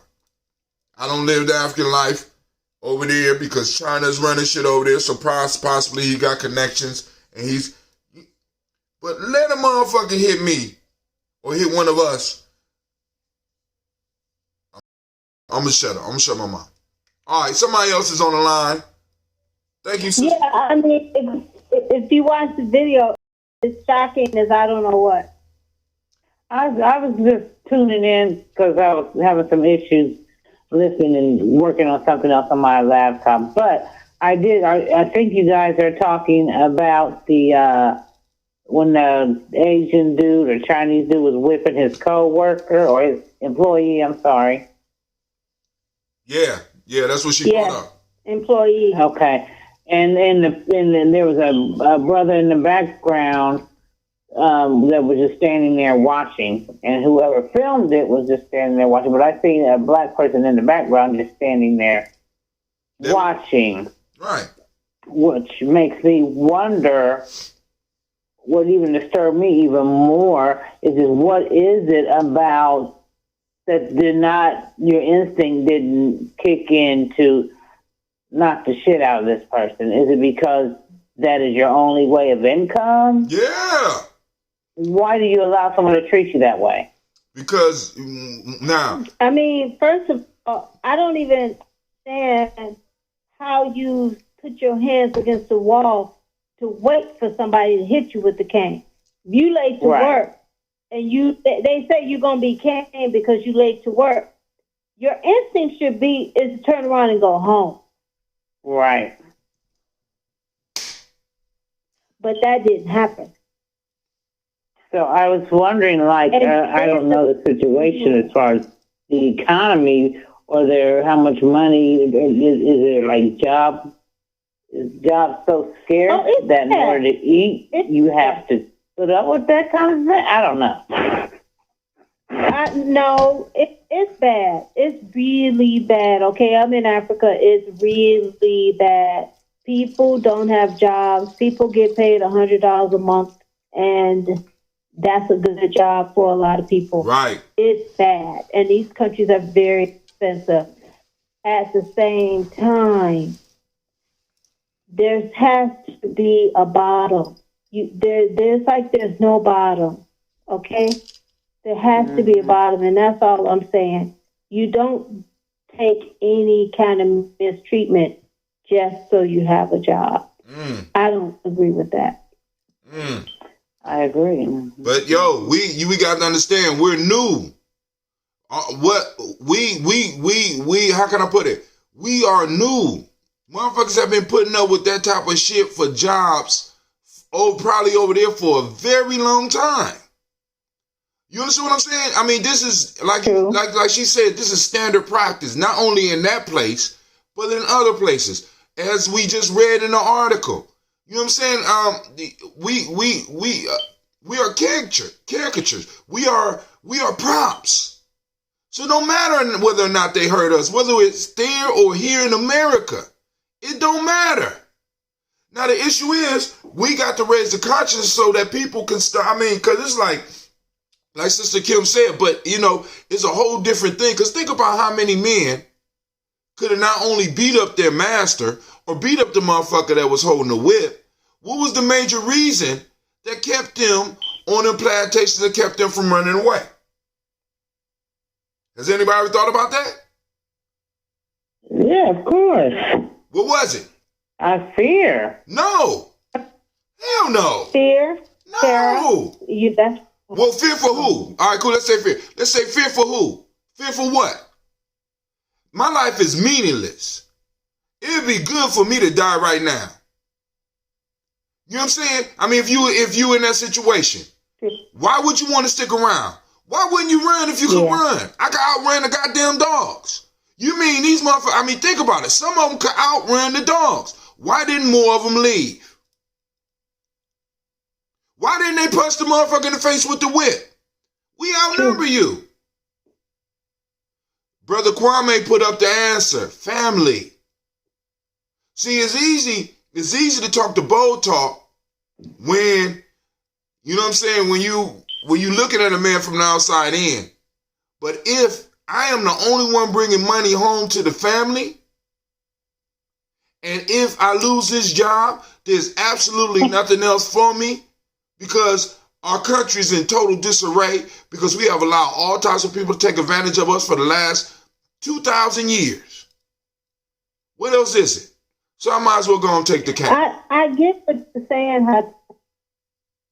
I get what you're saying, and he's right on a certain level.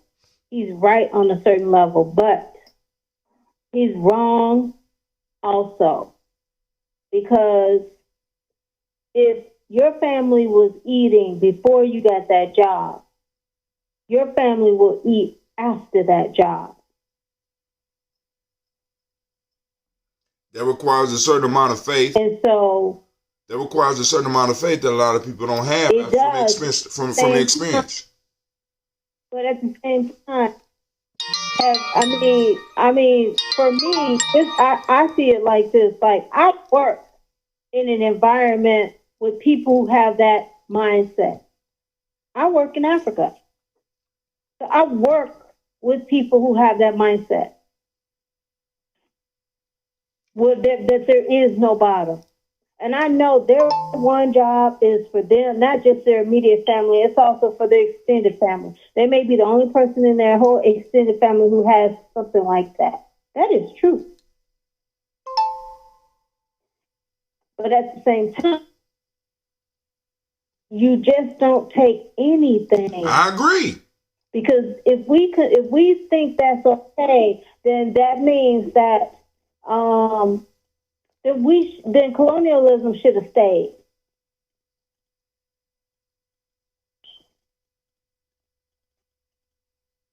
I agree. Tim, what you got? Okay. I mean, I agree. I agree with what she's saying, and I don't have an argument against what she's saying. But what I'm trying, one of the pieces I'm trying to paint is the other side of this, because this is not new. This is not actually even surprising to a lot of us, right? Because like, if just me being over in Ghana, when I was in Ghana, I could imagine this shit happening. I can see how some of those people over there talk to Ghanaians, right? Talk to the people. You're on their land, and you talk to these motherfuckers. Motherfucker, you ain't talking to me. Excuse me? Wait, leave him alone. No, I'll knock your motherfucking ass out right now and go straight to the embassy, motherfucker. See, but they ain't got no embassy to go to. It's a certain amount of violence that as an American citizen that you get away with because you got motherfuckers backing you. in a sense. Now, but I'll have an argument for what Sister Kim is saying. I wish I could. We got Mr. Mac. He said, we don't know our true selves, our greatness has been minimized. I agree. I agree. I don't think it's one particular answer. It's a multi-faceted compilation of things going on that gives you the result of what we've seen in that video, I think. So, I mean, and, you know, I mean, it's like... Yeah, that video just... It's crazy. That video is... I mean, because I done seen videos like that before, but this is not unknown treatment. This is not a surprise treatment for our people. There or here. We watched that. No, we watched police do it to us here in this country. Or kill us even. You know what I'm saying? I mean... And while others will stand around and just watch it be done. And video. But I don't think in this country you will have somebody who is like my thing is this dude stand and put his hands up against the wall and waited to be hit. Yeah. I mean, that was... He did that. That was the agreement. I don't think we have that in the United States. You may have instances of people being abused at their job by right. their employees, but this dude put his hands against the wall and waited to be hit. Sister Kim, let me just say I think that happens in the United States too, but you do? I don't think that happened in the United States because there's labor laws. There's a more organized piece where it's if you get caught doing some shit. No, I mean not necessarily on a work level. No, not on an employee level. So employee and work level. In Kenya. Yeah, no, I don't think so. No. In Kenya and other countries, that's part of the work contract. That's part of the work understanding. Can you understand what I'm saying? That's part of the contract. Yeah. You know what I'm saying? And what we have to get what brothers and sisters over there to understand is that that's not acceptable. That shouldn't be acceptable on any level. But they have to go on and put that in their conscience and start working with it and be like Kim, like Sister Kim said, have the faith to understand that if one job was there, another job will materialize. But, it's kind of hard. See, here in America, I can have that idea. You know what I'm saying? There's some type of safety net that might catch me or might catch my family. But in Kenya, where you own the way... I don't have too much insight on the choices that they have as far as, like Sister Kim was talking about how much they make in a month or whatever, as far as their, economic status, their financial wherewithal. I don't know too much about it. Man, it's horrible. Well, I mean, I know. It's bad. It's super bad. Most of the sub-Saharan Africa is the same. Kenya is actually better than a lot of places, but, unemployment is bad. They make very low wages, and workers' rights is not something that exists. There's no workers' rights. That is true. There's no workers' rights, but at the same time, we got ADOS talking about year of return. How you gonna go to a place that don't even have workers' rights, and you gonna be there with attitude, talking about rights that people who's there don't even know about? Don't even know about. They working for you for I think a lot of people that I know that went back, they work for themselves. They don't work for someone else. This is the people I know. What she's saying is that ADOS here are going back to a place where people are not extended workers' rights. We're going back over there. So she's not talking about the ones coming from here. She's talking about the ones because like one of the things that I made sure that when I go, the people that help me, I'm making sure I'm paying them above anything they ask for. Because I see Right. You know what I'm saying? I see what's going on. I'm trying to make sure you got, you know what I'm saying, that I'm taking care of you, because people come over there and be giving them pennies for the amount of work they do. You know what I'm saying? People will cater to you But all you have day. to. Go ahead. I actually don't agree with you, Hatem. Would you say I should I pay? don't I think should you should keep. do that. I shouldn't. I think you You pay them the mean? market rate. Sister Kim, you mean? That's, oh my God. First you tell me not to use the term tribe, then you tell me not to overtip. Sister Kim, what you doing to me? Don't do it. But go ahead, I don't explain agree why. with that. I think that you should pay the market rate, because when you do that, then you have to think of the mindset of the people. They're just saying, oh, this person has money to give. And so they see you as having excess and easy money. So the perception is they have excess and easy money. That means maybe I don't even have to work that hard, or maybe I can even steal from them. They won't even notice it, and they won't even care. They don't even need it. So you have to. We don't understand that mindset. You have to think about the mindset. You go around doing that. A lot of people have problems when they do that. See, because like I said, a lot of my relationships were built over a couple of years. So I would have certain people that would work with me. You understand? So it's like, well, I hear you. So she said, if you go over there, be safe, don't overtip, and don't talk tribe shit. So, but no, you pay a market rate. Like, I have somebody working for me. I have a live-in maid. I pay her market rate. What's market rate? You ain't caning her over there too, Kim. I pay her. You ain't caning her. Okay, she could survive off of the market rate. Oh, they could survive off of market rate. I mean, it's what other maids are getting working for people. I'm not going to pay double and triple just because I'm a expat. I'm from overseas. I'm not going to do that. I'm going to pay the market rate. I know people who do pay double and triple and do all that. I don't. I'm not doing that. What is the rate over there for living maid? Oh my. It's about a full-time maid is between $100 a month. You have some people paying $300 a month for full-time housekeepers. Wait. Stop. So it's between 100 and 300. When you said live in, right? Yeah, I have a live, but not everyone has a live-in. Some people just have someone who comes, but now I have a live-in. Yeah. $100 a month? Yeah. I'm just thinking.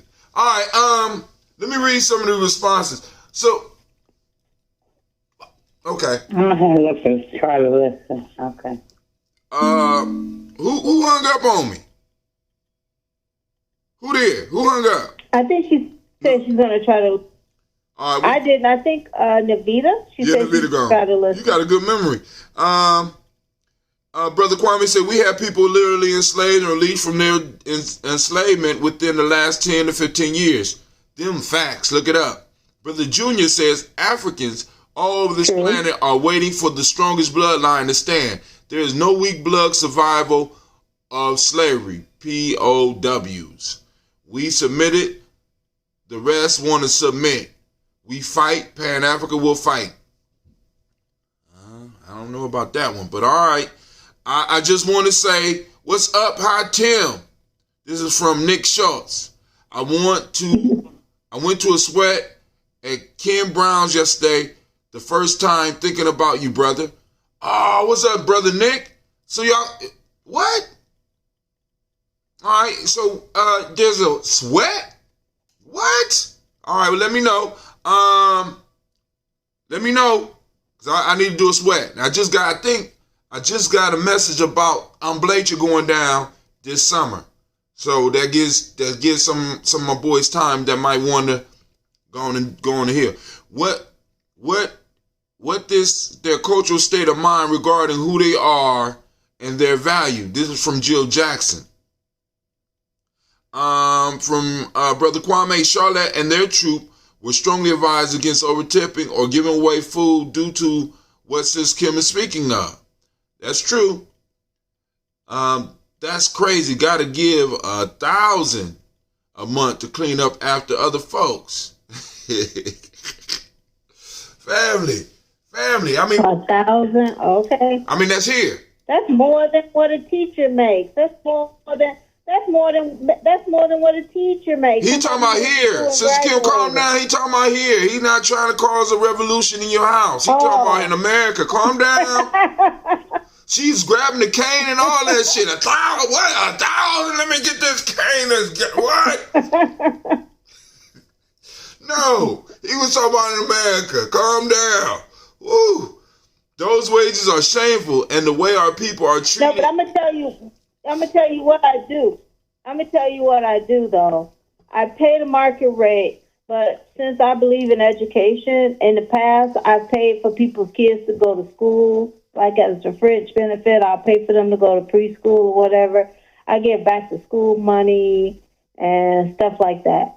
So I do things for education purposes. If they want to take a class, I'll do something like that, help them take a class, help them learn English.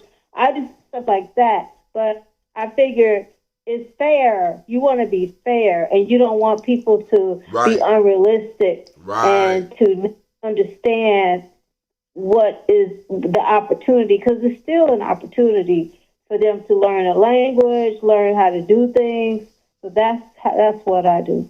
So, family, please understand from Sister Kim's perspective, because what she's saying is she lives over there full time. She is not going as a tourist where she go for 2 weeks and then she's able to get on a plane and come back. She's in a place where, in a sense, she's according to American standards, she may be surrounded by poverty. And by you being generous in those situations, you can set yourself up as a target. Please understand that shit. So when I'm talking about what I do, thank you. When I'm talking about what I do, I'm able to do that because I have in a sense, I had a team already set up for me, right?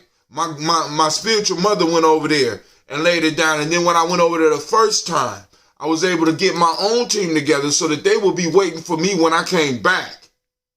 So it wasn't, you know what I'm saying? So please understand what she's saying. You cannot set and y'all know here in America, you already know when you go in and you trying to hook people up, they're already thinking about scheming and getting you and looking for your weak because they see that as a weakness. Come on now. So I understand. So please calm down. She's doing what she's supposed to do. She's doing what she would do in Chicago. She's doing what she's paying the market rate. That's what you do. Or you become a mark. You become a target. That's the fact. We already know, right? And what better mark is it to be than to be a black mark? Because you don't get in trouble for doing something to me. There's really no repercussions. Except over there because, America gonna do something. I don't know what, but anyway. Wait, now going back to you before I read some of these comments. How are things? What is the report on Ouagadougou, Burkina Faso?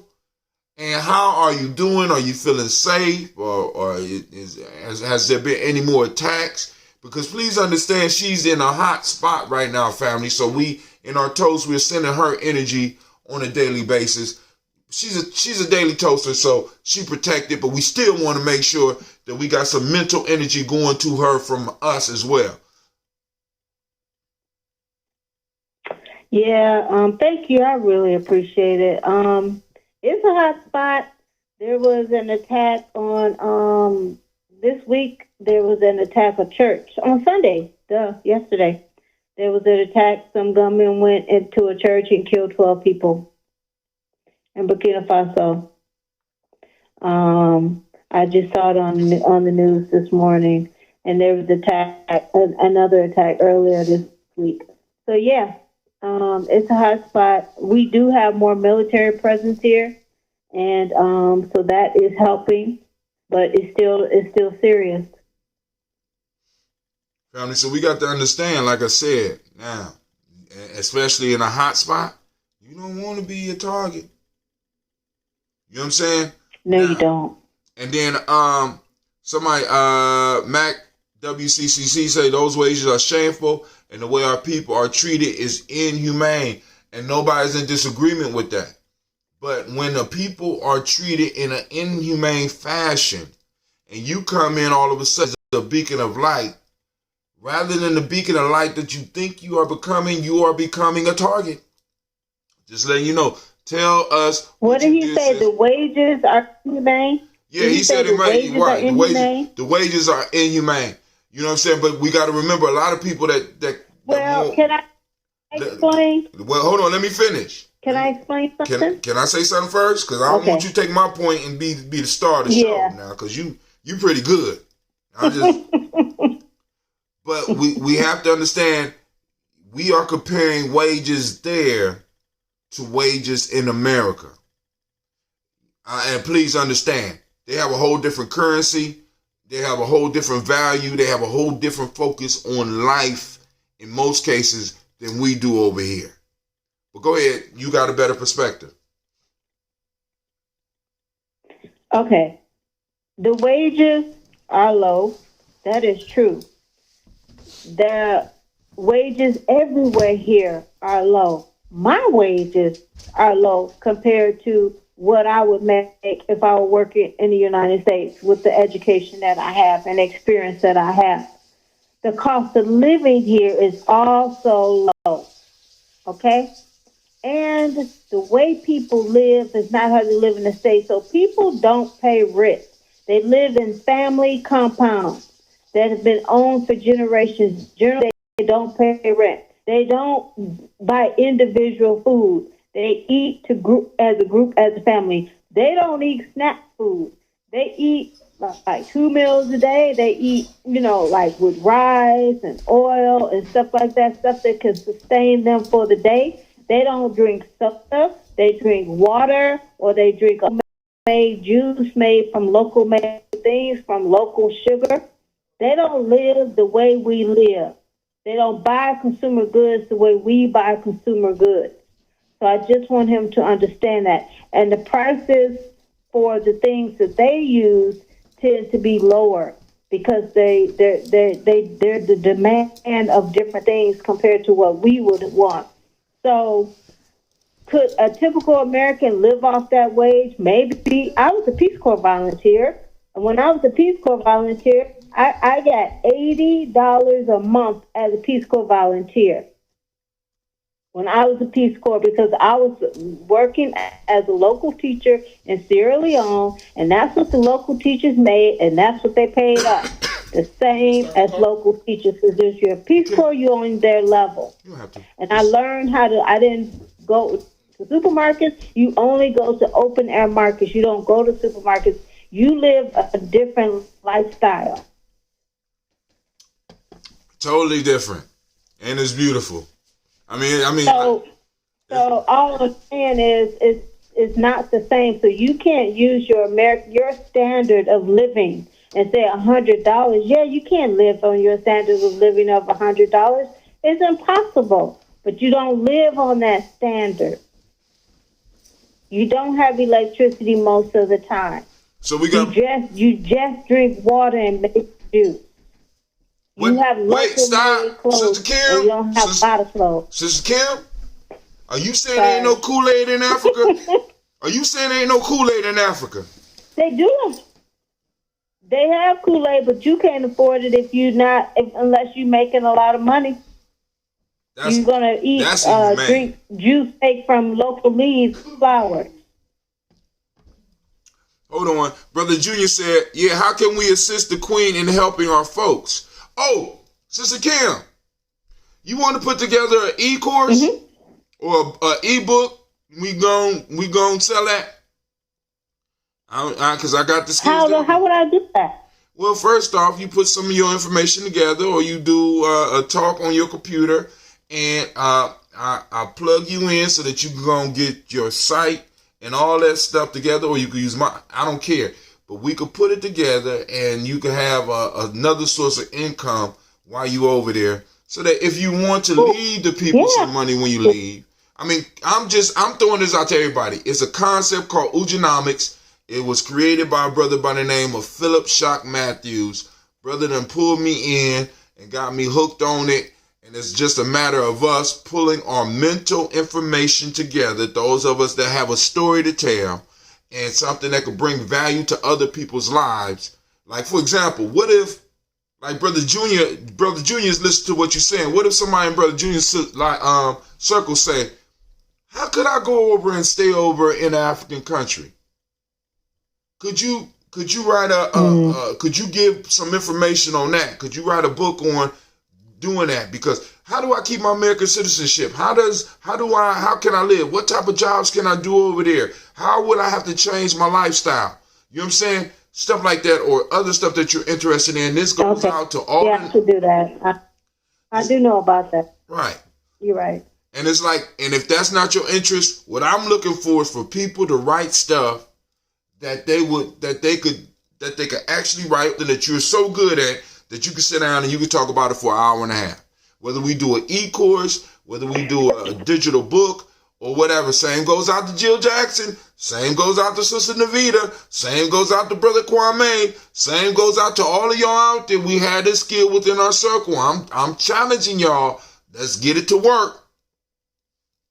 Because there's money out here that get to work. Tim, can you make a video of how you do it? That's a good. Yeah, I can do that. I'm making a video now, Sister Because Kim. I mean, I know what you're saying. I mean, just like to say, like, how you make the book, how you make the video, how you make you said a digital book or right. Like, so I don't even know where to begin. All right, check this out. Do you know how to create PDFs? Yes. After you write something, you create a PDF. Now, check this out. Step 1, get you a Gumroad account. Why do you say Gumroad, Brother Hunter? Because Gumroad is a Gumroad, G-U-M. Everybody out there listen, G-U-M-R-O-A-D. Gumroad allows you to purchase other people's stuff or to place your stuff up online as a digital asset or as a physical asset and sell it. Once you do that, right now, and Gumroad is the linchpin. It's one of the linchpins of what we're doing, right? But then also with that, with Umoja, what will happen is you will become, your product will become a tip of a pyramid, and you will have affiliates that will come on. So I will come in and be like, Sister Kim, I want to help you get your product out because I think what you got is of value and other people need to hear it. I want to expose people in my circle to it. So I would be able to make a deal with you as an affiliate to go on and promote your stuff. So when people click the link to your thing from me, I will get a cut of the sale, or Gye-Nyame will get a cut of the sale, and you will get a cut. And because there's no overhead, you make money. And then from there, we create an e-course using basically the same system. Sister Kim teaches this about this, or Sister Jill teaches this about this, or Navita teaches you this, or Kwame teaches you this. And we just start using the information that we have to start educating people and using it as a using it as a resource within our community for people that we think might be able to benefit from it. And they could come in, they could purchase it at a reasonable price, and they receive value in their life, and they exchange the value. They exchange the value that we give for the value that they give us, which would be money. Now you can use that in where you are. We can use it where we are. You know what I'm saying? Because we got plenty of fundraisers. Like, for example, the fundraiser I'm about to release for the Malcolm X Festival. I'm asking people to donate at least $10. With that $10, what I'm giving them is at least $50 worth of products from Gye-Nyame Journey. Digital products. Don't be expecting no hats and shit, because I'm not sending all that out. But if maybe I could put a tier on there that if you do, so much, we'll be able to send the stuff out. But I'm like, because that's a lot of work. But anyway, it's the same process. Sorry, I didn't mean to talk your heads off. Any other questions out there? Gumroad account to sell your product. That's right. Oh, Sister Jill be taking notes. Shock Matthews, the brother is a nation builder like I tell him. Brother Shock is the bomb. He came up with the concept called Umoja that I'm pushing right now. You can go to his channel. You can learn about it as well. But also, I went through the piece with him, and I'm gonna get back in and start doing some other stuff with him. But like I said, he's sharing the game. Matter of fact, he shared the game with me for free. You know what I'm saying? The only thing that I needed to do was to dust up on some of the stuff that he was talking about. So it's there. And this whole digital piece, we could go on and turn this into something where we might be able to employ about 10 people. You know what I'm saying? And that's small, but still is something. You know what I'm saying? It's moving us to another level as a group, because what I'm trying to do, and maybe Sister Kim might want to chime in on this, I'm trying to set up at least a class of us that are financially free enough to be able to speak up for us for those who are not able to do it. Hello, Sister Kim? You still there? No, I'm here. I'm Okay. here. I'm still trying to wrap my brain around a digital book, Gumroad, and e-course. I'm still trying to figure that out. So, Tim. Yes, ma'am. So the way it is, I write something on the PDF. And then how does that, and that's what, when you say digital book, is digital book audio or is it just written? Now, the digital book, see, because this is what people don't understand. A digital book is basically just a PDF. This is what people don't understand. Now, there are programs that can take a PDF and form it into like a book concept. If you look at, because basically what the G&J Media newsletter or the KN newsletter is basically a PDF put into a form with flipping pages. But it's basically a PDF. There are programs out there that we can use, that we can take advantage of to make it look like a book for people that want that book experience. Or for people that actually want to touch the paper, they can just download the PDF and print it out. Because an ebook is nothing but a PDF. They might use a different format, but it's a form of a program that allows you to read, and you cannot change any of the data that's in the text that you're reading. You might be able to highlight, you might be able to copy and paste, but you cannot go inside the document and change anything. That's all the ebook is. What I'm saying is that we can create this as a group. And like with the 10 to 15 of us, if all of us use our social networks, we can spread the word about something that's coming out and get other people that you might not be able to reach in your circle to go on and purchase it. And in that process, they will put money in your account and money in the individual's account that's selling it, which means they are an affiliate of yours. So then when they come up with a product, one of your affiliates, when they come up with a product, you say, hey, you was an affiliate of mine. Let me share what you have with my circle. Okay, now I get it. Okay, I get it now. I think I would like to do that. I've been looking into things that I would want to do online. So in fact, I talked with a guy in Brazil today about that. Awesome. So man. I'm thinking I'm kind of already moving in that direction, because I'm coming to the States next year.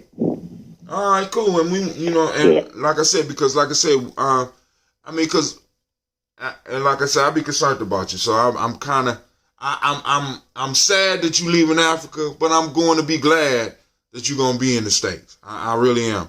Brother, I'm not leaving Africa. I'm going to be in the States, but I will still have my wine business here. I still have. Yeah. I won't leave Africa. I will be in the States, but I will still be in. And we need to make some of that wine available here too. You know what I'm saying? And we might be able to do that on Gumroad too. I don't know. No, it's wine. No, we can't do that. But we got What did you say? I said maybe we could do that on Gumroad, but we can't do that on Gumroad. We got No. we got Mac WCCD. We need Sister Kim to learn what's going on over there, but we need her to be safe as well. Navita Nelson, when I said the $10, we said at least $10 because with Gumroad you can set the price to where people can either donate $10 or if they want to do more, you can set your own price. But we got to set a price range, but that's up for negotiation as well. Sister Navita, she laughing at me because I said $10. I always undersell myself. Brother Junior says, Brother Philip and Dr. Kaba say is truly a black construction worker. Man, listen, they are building. Brother Shock Matthews have been helping a lot, not just Elder Kaba. He's been helping a lot of the elders that have been kind of in a sense kicked to the curb by the conscious community, you know what I'm saying, where they get the information they need from them and no longer want to deal with them type shit, because we got that going on, and we leave them with the Pan-African retirement account, which means you get nothing when you pass on. What Brother Phil has been helping these individuals learn how to put their stuff in a digital format and making it available, as well as being able to teach classes online. So big shots go out to Brother Philip Shock Matthews, because he's shaking up the game like nobody else. Let me see, Brother Shock, and he came up with the concept of Umoja. You know what I'm saying? And shit, it fits right in with what we doing. Here at Gye-Nyame Journey. So we're gonna do it. I found Brother Mac WCCD said, I found you through Shock. I'm in Detroit. You know what I'm saying? And like I said, Shock is the truth. Cool. Huh? I said that's good. Yeah, that's what I'm saying. Connecting with other people. Because Sister Kim, I think Sister Kim found me through. You found me through because I did an interview on. It was with Brother Urema, but at that time Urema was still hooked up with Boyce Watkins, so it went out over that wide channel. Brother Judy said, Tim been building on the base pyramid building for a long time. Actually, my name, my book is called Players Pyramid. I'm not playing. Welcome Detroit from the Gye-Nyame team. Thank you, Sister Navita, handling her business. JW, the guy by right on to J. Dillon Jr. He's shouting you out. Blessings to the Detroit family from Junior Winston. Appreciate the water song and the daily toast to the ancestors. I'm hooked. I'm glad somebody liked the water song. I've been banned from singing in about 2 or 3 states. Brother Kwame said big up for Brother Philip Shock Matthews and Navita Nelson. Thanks, sis. All right, family. Unless y'all got something else that y'all want to hold me on the phone to discuss, because it's y'all show right now. We're going to end it so me and my son could go and go to an Asian restaurant and dare one of them motherfuckers to pull a cane out on us. Because y'all will hear about it on the news, because we don't mind beating the motherfucker up over here. You know what I'm saying? But hey, I'm just being honest. Me and Cleve, we're going to handle this, and I'm going to come back fold these clothes, and I'm going to get my daughters. Maybe I'll go get my daughters before. But however it works, it's going to work out. So, family, I want to thank you. Brother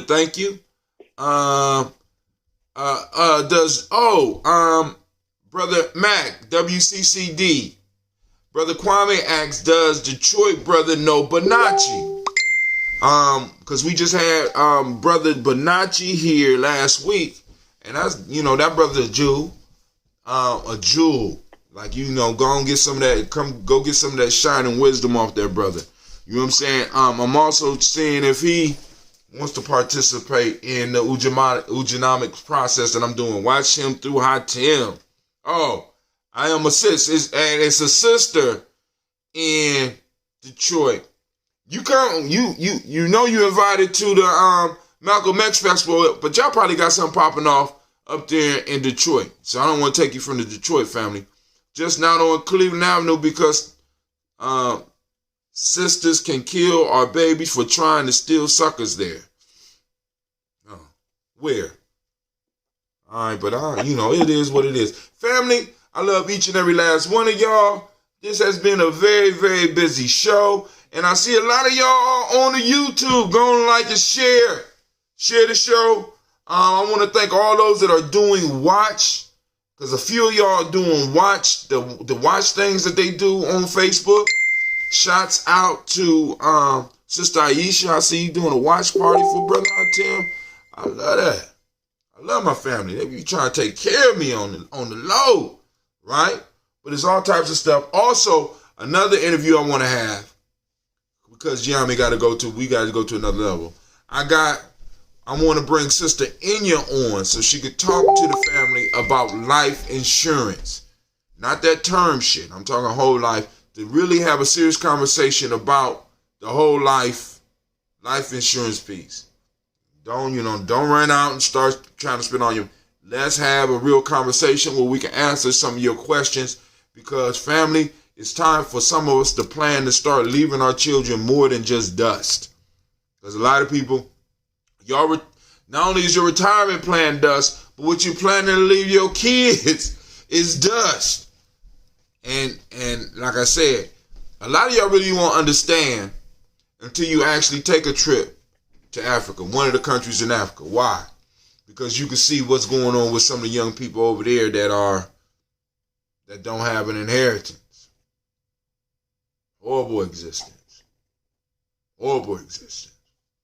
Right? And what you have to understand is that this is planned for you. So, you know what I'm saying? My challenge for you is this, right? Keep on saving the world and not working for your own. And I promise you that within the next 20 years, we will be living. We already at a second and a half world lifestyle. You're going to be living the true third world lifestyle in the next 20 years. If we don't stand up and start practicing and pushing politics and pushing education and pushing the social structure and pushing the economic structure of this country in our favor as a stubborn minority. And we're going to have to sit down and really talk about the concept of the stubborn minority because I don't think y'all really understand that shit. But this brother Hatim, that's my opinion. Sister Kim, you got some closing word for the family? I don't know. I didn't see the comments. Don't judge me too harshly. Oh, they offer that. Context. Yeah, that's all I got to say. Oh, they went through their outrage. They went through their outrage for a second, but then after you explained it in your eloquent way, they came around. So they offer that. So don't bring it back up. Be like a politician. Move on to the next. Okay. All right. Okay, I love you guys. I'm going to stay strong. You stay strong. All right, peace, family. We are out. Oh, Brother Junior says, just not on clean. Okay. Asiatic, not sisters. Uh-oh. Kwame done lost me. Group rates are cheaper. Oh, you talking about if you come down, it's cheaper as a group. We got you, Sister Kim. Is what Brother Junior say. All right, family, I want to thank y'all. And be on the lookout because I'm going to be posting up to all the friends at Gye-Nyame Journey, all my friends, the fundraising piece. You're going to be getting emails. We're going to blast out. I'm just asking you that even if you can't give, your way of giving is by sharing the link because we want to try to raise as much as possible. So help us out. This is Brother Hatim. I want to remind you that you are now standing in the congregation of the mighty, the home of the stubborn minority, the place where your hustle builds muscle. This is Gye-Nyame, Jeremy, Media. You have participated in the Daily Toast, but of course, because we had time, it became a Toast and Talk. And I want to thank each and every last one of you and remind you that this has been a Heart of a Simple production. And we do nothing but strive to blow up those old paradigms. All right, family, we are out.